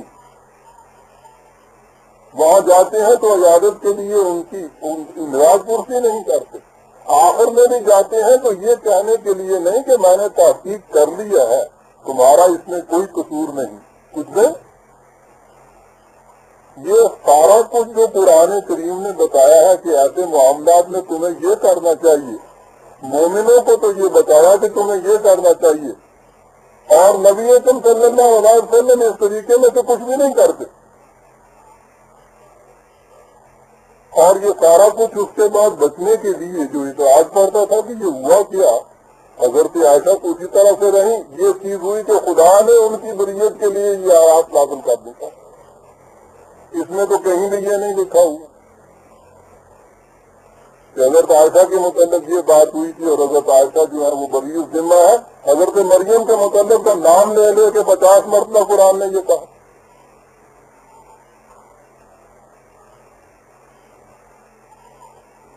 اور پھر میں پوچھتا یہ ہوں کہ نبی اکرم صلی اللہ علیہ وسلم کا ہر عمل امت کے لیے اسوہ حسنہ بنتا ہے، مثال بنتا ہے بہترین۔ کیا ایسے معاملے میں یہ جو تفسیر دی گئی ہے حدیث کے اندر، یہ مثال بنے گی آپ لوگوں کے لیے؟ اور اگر یہی مثال اور اسوہ حسنہ آپ کے یہاں بنے گا تو پھر پوچھیے تو صحیح کہ ان بیچاریوں کا حشر کیا ہوگا۔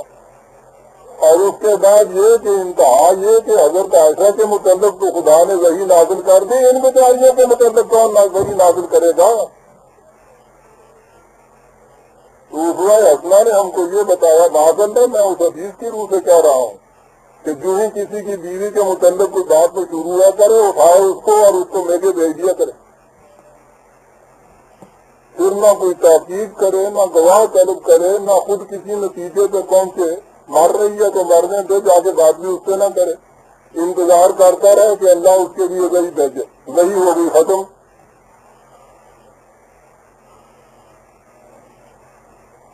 سوچیے برادران عزیز، ایک حضرت عائشہ کا نام متعین کرنے کے لیے آپ کو یہ سارا کچھ ماننا پڑے گا۔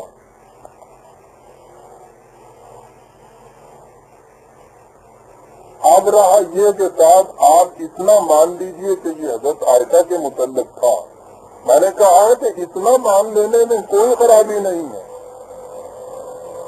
کہ آپ کے متعلق لوگوں نے کوئی کام تراشی کی، اور اس کے بعد پہلی چیز تو یہ ہونی چاہیے تھی کہ رسول نے جھٹک کے کہہ دیا کہ بخشتے ہو تم۔ زیادہ سے زیادہ یہ کہ وہ سارا طریقہ اختیار فرمایا جس کے بعد ثابت ہو گیا کہ یہ الزام غلط ہے۔ تحقیق کے بعد بری الذمہ ہونے کی تو کیفیت یہ ہے، آپ کو یاد ہوگا میں نے بتایا تھا کہ حضرت یوسف علیہ السلام کو جیل خانے میں جب وہ بادشاہ کا پیغام گیا ہے کہ آ جاؤ تم باہر نکل کے، تمہیں معاف کیا جاتا ہے، انہوں نے وہاں یہ کہا کہ آپ کا شکریہ، اس طرح سے آپ مجھے نکالتے ہیں، میں یہاں سے باہر آنے کے لیے تیار نہیں ہوں، میرے مقدمے کو عسکر نو کھولا جائے اور اس کی تحقیق کی جائے، پھر اگر تم اس نتیجے پہ پہنچو کہ میں بری الذمہ ہوں تو پھر میں جیل خانے سے باہر آؤں گا۔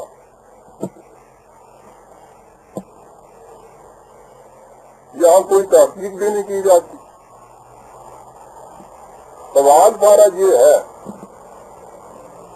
کہ اتنا اس کا مان لینے میں کہ حضرت عائشہ کے متعلق تھی کوئی جرم عائد نہیں ہوتا، کوئی الزام عائد نہیں ہوتا، ہم اس کے لیے تیار ہیں کہ لگائے ہوں گے یہ تمام اتہام، لیکن آگے جو سارا کچھ اس میں مذکور ہے، یہ کہنا کہ حدیث کا اتنا حصہ تو صحیح ہے، باقی سارا حصہ صحیح نہیں ہے، ایک تو کوئی دنیا کا مورخ اس چیز کو تسلیم نہیں کرے گا کہ کسی ایک تاریخ کے واقعے میں جو آپ کے یہاں مذکور ہے اس کے اتنے حصے کے متعلق تو آپ کہیں کہ یہ صحیح ہے اور باقی حصے کے متعلق کہیں کہ غلط ہے. یہ کیوں صحیح ہے، وہ کیوں غلط ہے؟ وہ تو آپ کو کوئی ایک کرائیٹیرین اور معیار مقرر کرنا پڑے گا نا اس کے صحیح اور غلط ہونے کے متعلق. اب جو میرے بھائی نے یہ کہا کہ اہل حدیث یہ نہیں مانتے، انہیں غالباً پتہ نہیں کہ وہ کیا مانتے ہیں. اہل حدیث بخاری شریف کے متعلق یہ مانتے ہیں کہ اس کی ہر حدیث خدا کی طرف سے جبریل لے کر نازل ہوتے تھے.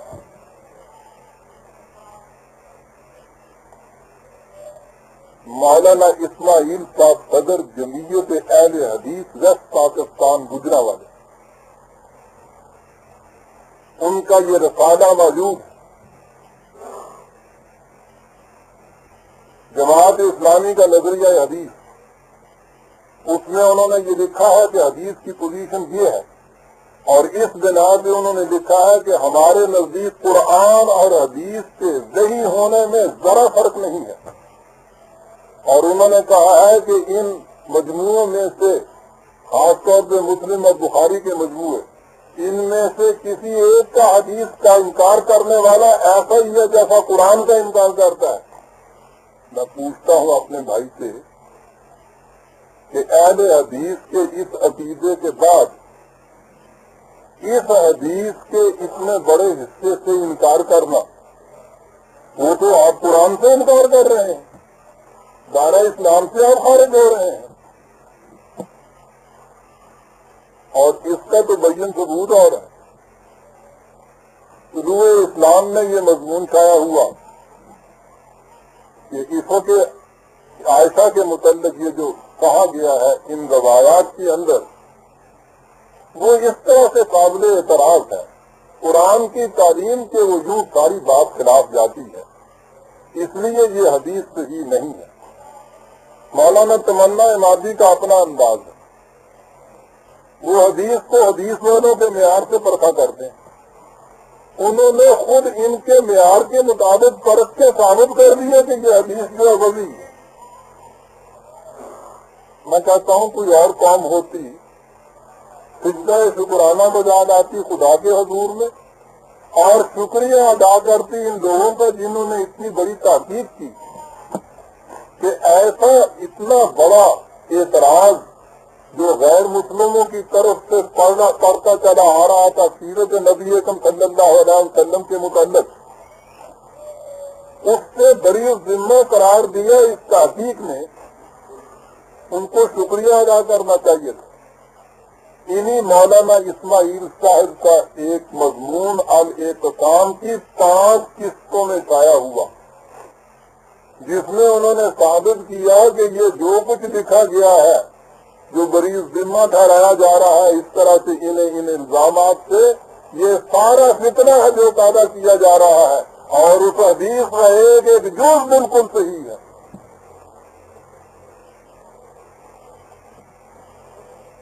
اعتراض میرے بھائی یہ تھا کہ قرآن نے جس چیز کو متعین نہیں کیا اس کے لیے اگر آپ تاریخ کی طرف رجوع کرتے ہیں یعنی احادیث کی طرف، تو اس میں سے اتنی سی بات جو لے لینا ہے کہ حضرت عائشہ کے متعلق یہ تھا، اتنی سی بات وہاں سے لینے سے یہ سارا کچھ آپ کو لینا پڑتا ہے. اور یہ کچھ اگر آپ لیتے ہیں تو پھر تو آپ ایک سیکنڈ کے لیے کہیں ٹھہر نہیں سکتے میرے بھائی. لہٰذا یہ کہا گیا تھا کہ قرآن نے جہاں تک اپنے واقعے کو رکھا ہے ہم وہیں تک کیوں نہ رہنے دیں.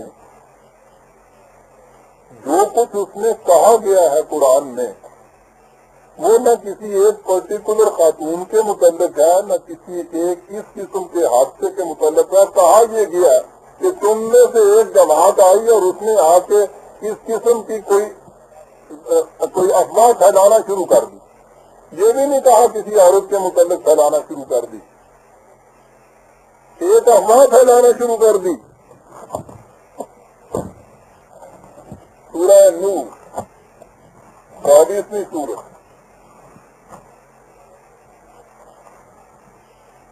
ان الذین جاؤ بالافک عصبۃ منکم، جو لوگ اس قسم کا جھوٹ بنا کے لائے ہیں وہ تمہاری ایک گروہ ہے. لا تحسبوہ شرا لکم، بات جو ہوئی ہے تو بڑی شرارت کی، بڑی شر کی، لیکن خیر تمہارے لیے یہ شر والی بات نہیں، اس لیے کہ ایک اوکیزن اس میں آ گیا ہے کہ تمہیں ہدایت دی جائے کہ ایسے مواقع پہ کرنا کیا چاہیے. اچھا، لولا اس سمے تم ہو، جب تم نے یہ بات سنی تھی. اب آگے وہ بات آتی ہے کہ کیسے یہ چیز تمہارے لیے اتفاق سے خیر کا موجب بن گئی. ہدایت دی جاتی ہے کہ جب تم نے وہ بات سنی تھی، ظن المؤمنون والمؤمنات بانفسہم خیرا، تو مومن عورتوں اور مردوں کا ظن بانفسہم، اپنے لوگوں کے متعلق، یہاں بھی کسی ایک عورت کا ذکر نہیں ہے، یہاں یہ بھی نہیں کہا گیا کہ کسی ایک کے متعلق یہ بات تھی. قرآن کہتا ہے کہ ایک اس ایک جھوٹی بات تھی، ایک گروہ نے مشہور کر دی. تمہیں چاہیے یہ تھا کہ مومن ہونے کی حیثیت سے اپنے کے متعلق کو نظر آیا کہ کسی مومن کے متعلق یہ بات تھی، کیونکہ بیان حسین قرآن نے کہا ہے کہ تم میں سے جو اپنے ہیں ان کے متعلق تو تمہارا ظن یہ ہونا چاہیے، اپنی جماعت کے متعلق تو تمہیں یہ معلوم ظن ہونا چاہیے، خیر ہونا چاہیے، فرسٹ امپریشن ہمیشہ نیک ہونا چاہیے اپنوں کے متعلق. وقالو ہذا افک مبین، تمہیں کہنا چاہیے تھا کہ نہیں یہ جھوٹ بنایا ہوا ہے. کیسی عمدہ ہدایت ہے یہ، کم از کم اپنے تو تمہارے ایسے اپنے ہونے چاہیے کہ جن کے متعلق اگر کوئی اڑتی ہی بات تمہارے کام میں پہنچتی ہے تو تمہارا فرسٹ امپریشن یہ ہو کہ نہیں وہ نہیں ایسا ہو سکتا. تمہیں یہ کہنا چاہیے لولا جاؤ علیہ باربعۃ شہداء، جنہوں نے یہ بات پھیلائی تھی وہ اس کے متعلق 4 گواہ کیوں نہ لائے. اگلی بات بتا دی کہ اس کے لیے طریقہ یہ ہوتا ہے کہ ان سے کہا جائے کہ شہادت نہ ہو اپنے اتہام کے ثبوت میں، فَإِذْ لَمْ يَأْتُوا بِالشُّهَدَاءِ فَأُولَٰئِكَ عِندَ اللَّهِ هُمُ الْكَاذِبُونَ، اگر وہ گواہ نہ لائیں تو پھر عدالت خداوندی کے نزدیک وہ جھوٹے ہیں، ان کو سزا ملے گی. وَلَوْلَا فَضْلُ اللَّهِ عَلَيْكُمْ وَرَحْمَتُهُ فِي الدُّنْيَا وَالْآخِرَةِ لَمَسَّكُمْ فِي مَا أَخَذْتُمْ فِيهِ عَذَابٌ عَظِيمٌ، اگر یہ خدا کی طرف سے یہ رحمت نہ ہوتی تو جو کچھ یہاں پھیلایا اور جس میں تم پھنس گئے تھے اس طرح سے کہ پھیلانا شروع کر دیا تھے اس بات کو، اس سے تو پتہ نہیں کتنا فساد ہو جاتا تمہارے معاشرے کے اندر. اس کے بعد پھر یہ کہا وَلَوْلَا إِذْ سَمِعْتُمُوهُ قُلْتُمْ مَا يَكُونُ لَنَا أَن نَّتَكَلَّمَ بِهَٰذَا، تمہیں چاہیے یہ تھا کہ جب تمہارے پاس یہ بات پہنچی تھی تو تم کہتے کہ صاحب ہم کسی سے اس کا ذکر نہیں کریں گے، ہم آگے بات بالکل نہیں پھیلائیں گے. سبحانہ ھذا بہتان عظیم، یہ تو بہت بڑا بہتان ہے، ہم کیوں اس قسم کی باتیں دوسروں کے آگے پھیلائیں. یعظکم اللہ ان تعودوا لمثلہ، خدا تمہیں اس قسم کی اب ہدایت دیتا ہے، یہ نصیحت کرتا ہے کہ یاد رکھو اس قسم کی بات پھر نہ دوہرا دینا. ان کنتم مومنین، اگر مومن ہو تو پھر ایسے اس باتوں کا دوبارہ نہ ایسی بات تم نے ہونے پائے. یہ ہے جی وہ ساری آیات. ان الذین یحبون ان تشیع الفاحشۃ فی الذین آمنوا لہم عذاب علیم، جو لوگ چاہتے ہیں کہ جماعت مومنین میں اس قسم کی فحش کی باتوں کی حکایت کریں ان کے لیے بڑی سخت سزا ہے، یاد رکھو. یہ ہے جی وہ آیات، اس میں کسی ایک عورت کا ذکر نہیں، کسی ایک مرد کا ذکر نہیں. ایک واقعہ ہوا ہے کہ تم میں سے ایک گروہ ایسا کہ غلطی کی وجہ سے اس نے ایک بات پھیلا دی، اس نے تو پھیلائی تھی، تم نے اس میں یہ غلطی کی کہ اس کو آگے لے کے چل پڑے. تمہیں اپنے بھائیوں کے متعلق یہ تمہارا ریئیکشن ہونا چاہیے کہ جب ان کے خلاف کوئی بات تمہارے کان میں آئے تو فرسٹ ریئیکشن یہ ہو کہ نہیں بھائی یہ غلط ہو سکتی ہے، وہ ایسا نہیں ہو سکتا. پھر آگے ان سے کہنا چاہیے کہ وہ 4 گواہ لائیں تو ملزم کو مجرم قرار دو، نہ لائیں تو خود ان کو مجرم قرار دو اور ان کے اوپر سزا بات آگے مت چلاؤ، اپنے تک رکھو، اور دوسری جگہ ہے کہ اسے اس اتھارٹی کے پاس پہنچاؤ جس کو حق حاصل ہے کہ وہ اس میں تحقیق کرے۔ یہ سارا کچھ قرآن نے یہاں یہ دیا ہے۔ اب اس کے متعلق کہ ہم یہ متعین کریں کہ یہ کون عورت تھی جس کے متعلق یہ کہا گیا، قرآن جہاں تک ہمیں چھوڑتا ہے وہاں تک ہم آئے۔ یہاں قرآن نے یہ کہا، سورہ مجادلہ میں ہے کہ خدا اس عورت کی باتیں سن رہا تھا جو تمہارے ساتھ اپنے خاوند کے بارے میں آ کے شکایت کر رہی تھی اور جھگڑ رہی تھی۔ ہم کیوں متعین کرتے پھریں کہ وہ کون عورت تھی؟ قرآن نے یہ کہا رسول اللہ سے کہ تم نے اپنی اس بیوی کے کہنے پر کیوں اپنے آپ پہ وہ چیز حرام قرار دے دی جو خدا نے حلال قرار دی تھی۔ قرآن نے یہ کہا۔ اب ہم اس قوم میں کیوں لگے رہے کہ صاحب ان میں سے وہ کون سی بیوی تھی جس نے یہ کچھ کیا تھا؟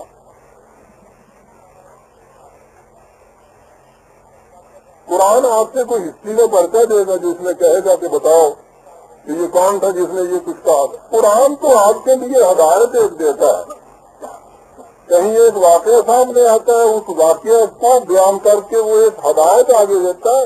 ہمارا تعلق اس سے، اس ہدایت سے ہے جو قرآن نے دی ہے۔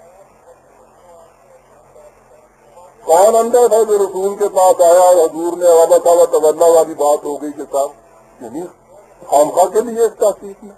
پھر میں کہتا ہوں کہ تاریخی تحقیق کرنی بھی ہو اگر تو اتنے حصے تک چلیے کر لیجیے کہ صاحب تاریخ میں یہ آیا ہے کہ حضرت عائشہ کے خلاف یہ اتہام لگایا تھا، چلیے کوئی بات نہیں لگایا ہے، کوئی بات کے خلاف نہیں جاتی، لیکن تاریخ میں جو باقی سارا کچھ اس کے متعلق پھر آیا ہے اسے آپ تسلیم کرتے ہیں تو آپ کہیں کے بھی نہیں رہتے ہیں۔ اس لیے میرے عزیزو، قرآن کی تشریح میں جب آپ کو تاریخ کی طرف جانا پڑے تو بڑی احتیاط برتنی چاہیے۔ اس میں دیکھنا یہ چاہیے کہ تاریخ کے واقعہ کی کوئی جز سے جز بھی ایسی تو نہیں ہے کہ جس سے قرآن کی کسی حقیقت کا بطلان ہوتا ہو یا رسول اللہ صلی اللہ علیہ وسلم اور صحابہ کرام کے خلاف کوئی کام پڑتا ہو۔ اگر ان میں کسی قسم کا شائبہ بھی اس قسم کا آئے تو کہہ لیجیے کہ آگا اس کو مبین، یہ جھوٹ ہے۔ وہ ہستیاں اس سے بلند تھیں، ان کی سیرت، ان کا کردار قرآن کے مطابق تھا، بات صاف ہو گئی۔ آپ سے اس کے متعلق پوچھا ہی نہیں جائے گا کہ باقی جتنا اس واقعہ کے اندر جو جزیات لکھی تھی تم اس سے ایمان رکھتے ہو یا نہیں رکھتے ہو۔ یہ ساری مصیبت تو اس عقیدے نے آ کے ڈالی جو بعد میں جو میں نے ابھی عرض کیا ہے کہ یہ سارے واقعات خدا کی طرف سے جبریل لے کر نازل ہوتا تھا۔ تو جب آپ یہ مان لیں گے تو پھر تو ٹھیک ہے، پھر تو یہ مجبوری ہے، آپ کو ماننا پڑے گا۔ پھر آپ یہ نہیں کہہ کے نکلتے کہ ہم اس میں سے حضرت عائشہ کا نام تو لے لیتے ہیں، یہ باری صاحبہ کی سارا جو قصہ ہے اس کو ہم نہیں مانتے، وہ تو سارا ہی ماننا پڑے گا۔ اور اگر یہ نہیں مانتے تو پھر آپ کو کہنا پڑے گا کہ یہ چیز جو ہے وہ غلط ہے، اور قرآن کے سمجھنے میں کوئی ذکر پیش نہیں آتی اگر آپ کو نام متعین نہ کریں تو۔ یہ تھا برادران عزیز جو میں نے کہا تھا۔ خدا کرے کہ بات اب واضح ہو گئی ہو۔ اچھا ہوا کہ یہ اور استفسار آیا تو یہ اتنا کچھ مجھے کہنے کی ضرورت پیش آئی۔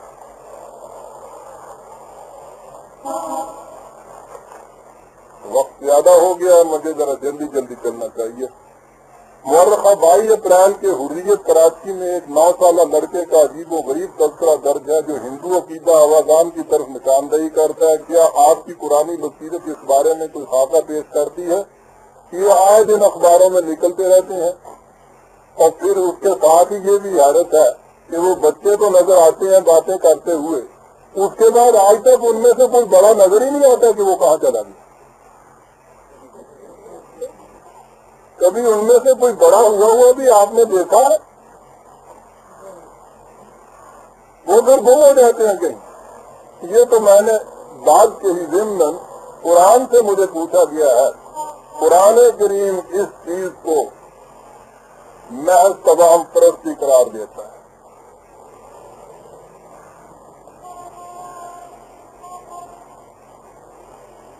انسان کی پیدائش سے پہلے وہ کہتا ہے کنتم اموات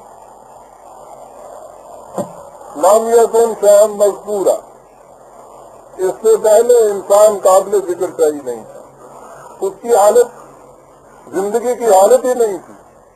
تو جب قرآن اس پیدائش سے پہلے یہ کہتا ہے کہ زندگی کی حالت ہی نہیں تھی، تو کسی کا اپنی پہلی زندگی کے متعلق کچھ باتیں کرنا قرآن کی تعلیم کے خلاف ہے۔ اور اس کے متعلق اگر تو پھر سائنٹیفکلی بات کرنا چاہے تو ہم اسے بتا سکتے ہیں کہ کس طرح سے یہ لغو و خرافات کا عقیدہ ہے کہ پچھلی ایک زندگی تھی، اس کی باتیں اب یہ یاد کر کے سناتا ہوا چلا جاتا ہے۔ قرآن کی روح سے مجھ سے پوچھا گیا تو میں نے عرض کیا کہ قرآن اس پیدائش کی پہلی زندگی کو زندگی سے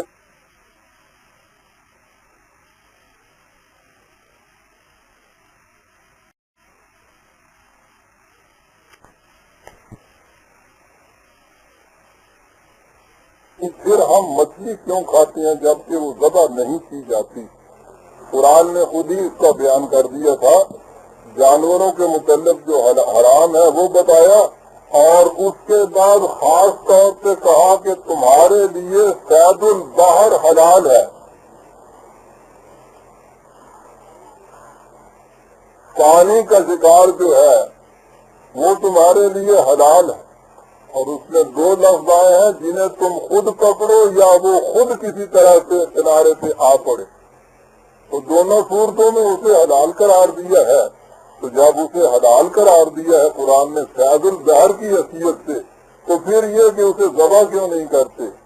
اور ذبح کے متعلق جو قرآن نے یہ بتایا ہے کہ وہ جو خون بہتا ہوا ہوتا ہے اسے نکالنا ہوتا ہے اس میں سے، تو یہ جو صید البحر ہے پانی کے جانور، تو مچھلی کو ذبح بھی کر دو زندہ کو، تو اس کے اندر سے خون کہاں ہوتا ہے جو نکلے گا اس میں سے؟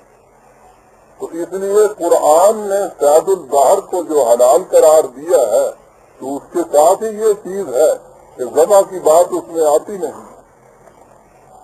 یہ صید البحر کو حلال قرار دیا 5/96۔ اگر ہم ہرن کو اس ارادہ سے گولی ماریں کہ ہم اس کا گوشت کھائیں گے، اگر گولی لگتے ہی ذبح کرنے سے پہلے وہ مر جائے تو اس کا کھانا جائز ہے یا نہیں؟ اگر نہیں تو کیوں؟ میں یہ عرض کروں گا اپنے بھائی سے کہ یہ جتنی چیزیں یہ مسائل کی ہیں یہ قرآن کے اصول کی جزیات میں آتی ہیں، اور جزیات کا تعین میرا کام نہیں ہے، نہ ہی یہ کسی فرد کا کام ہے، نہ ہی یہ کسی مفتی کا کام ہے، یہ آپ کے ہاں کی نظام مملکت کا کام ہے کہ وہ جزیات متعین کرے۔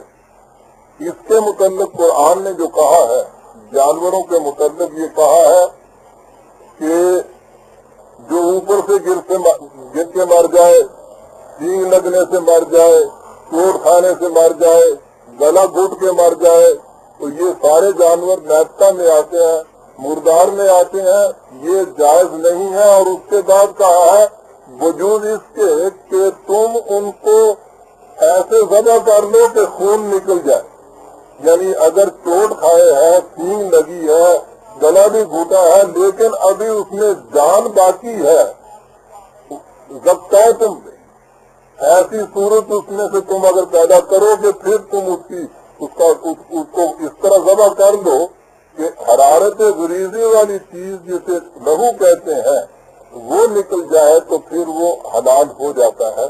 اب یہ اصول قرآن نے بیان کیا ہے۔ یہ جو گولی سے شکار کرنا ہے وہ اسی میں آئے گا نا، چوٹ لگنے سے، سینگ کھانے سے، جیسے کوئی جانور کی یہ۔ اس کے بعد زکاتم کی صورت قرآن نے بیان کی ہے۔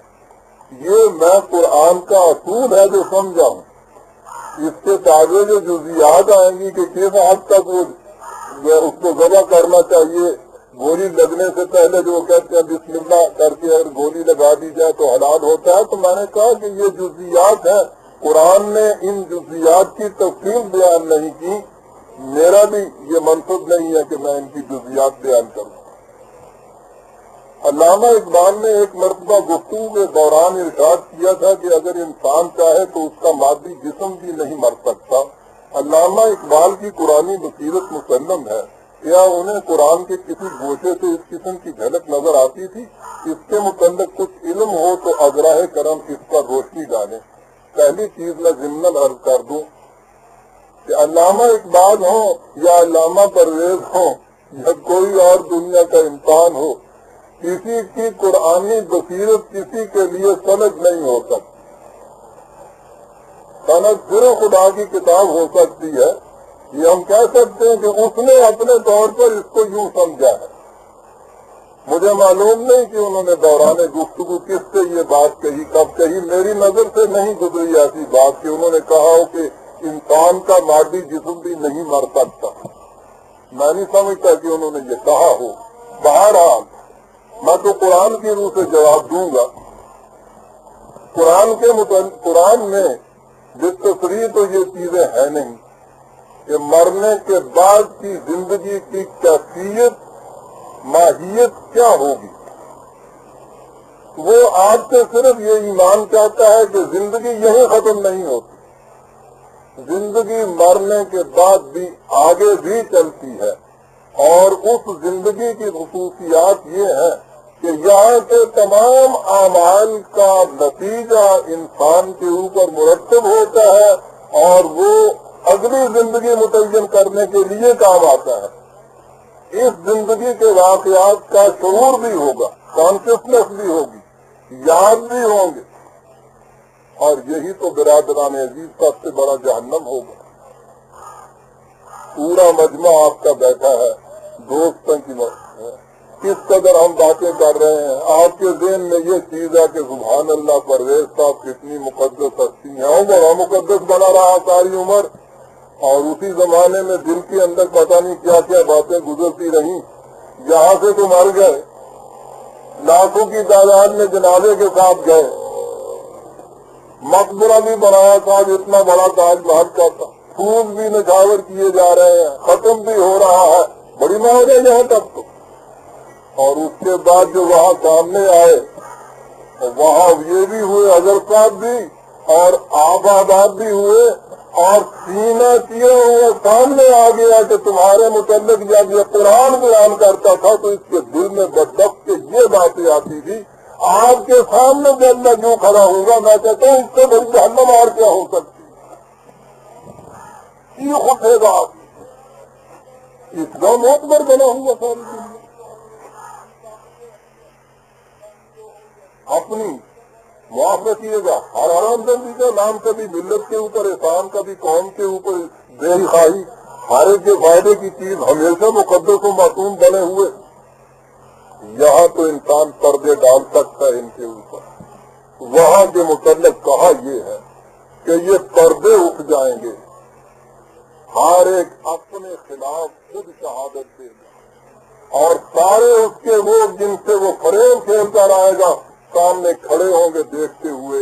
میں کہتا ہوں کہ جن کی نگاہوں میں اس قدر مقدس اور معتبر ہو کے جہاں سے گزرا تھا، وہاں ان کی نگاہوں میں جو اس قدر یہ ذلیل ہوگا، اتنا بڑا جہنم ہے۔ بہرحال قرآن یہ بتاتا ہے کہ زندگی یہاں نہیں ختم ہوگی، اس کی نوعیت آگے کیا ہوگی، ماہیت آگے کیا ہوگی وہ بتاتا نہیں، وہ مثال کہتا ہے۔ یہ چیزیں ہم نے مثال کے طور پہ تمہارے سمجھانے کو بیان کی ہیں کہ وہ زندگی کیسی ہوگی۔ تمہارا اس سطح کا شعور، جس اسٹیج آف کانشیسنیس تمہاری اس کیفیت اور ماہیت کو سمجھ نہیں سکتی، اور ایولیوشن کی اسٹیج میں تو ہوتا ہی ہے برادران عزیز، اور پچھلی کڑی اگلی کڑی کے متعلق سمجھ نہیں سکتی، اس کڑی کا ذہنی سطح جو ہوتی ہے وہ پست ہوتی ہے، لہذا ہم یہ نہیں کہہ سکتے کہ اس کی ماہیت کیا ہوگی، اس کی کیفیت کیا ہوگی، جسم کے ساتھ ہوگی بغیر جسم کے ہوگی۔ تو میں نہیں کہہ سکتا کہ اس کے متعلق علامہ اقبال نے کیا کہا۔ قرآن ہمیں اس مسمسے میں پڑھنے سے روکتا ہے، وہ جتنی بات کہتا ہے اس تک ہمارا ایمان ہے۔ مرنے کے بعد زندگی ہوگی، یہاں کا شعور ہوگا، یہاں کا ایک ایک عمل، حتیٰ کہ دل میں گزرنے والا خیال، نگاہوں کی خیانت محفوظ شکل میں سامنے آئے گی، اور اس کے نتائج ہمیں بھگتنے پڑیں گے۔ سوال ہے، قانون مکافات عمل بالکل واضح ہے، ہر ایک کو اس کے عمل کی جزا یا سزا مل کر رہتی ہے۔ سوال یہ ہے کہ ایک پیدائشی اندھا انسان پیدا ہوتا ہے، یہ کیوں، کس جرم کی سزا میں؟ میرے بھائی نے یہ تو پوچھ لیا کس جرم کی سزا میں۔ اگر میں اس سے پوچھوں کہ جو بالکل تندرست و توانا بچہ پیدا ہوتا ہے، بڑا خوبصورت، اس نے کون سے نیک کام کیے ہوئے ہوتے ہیں جو اس کی جزا میں وہ ایسا پیدا ہوتا ہے؟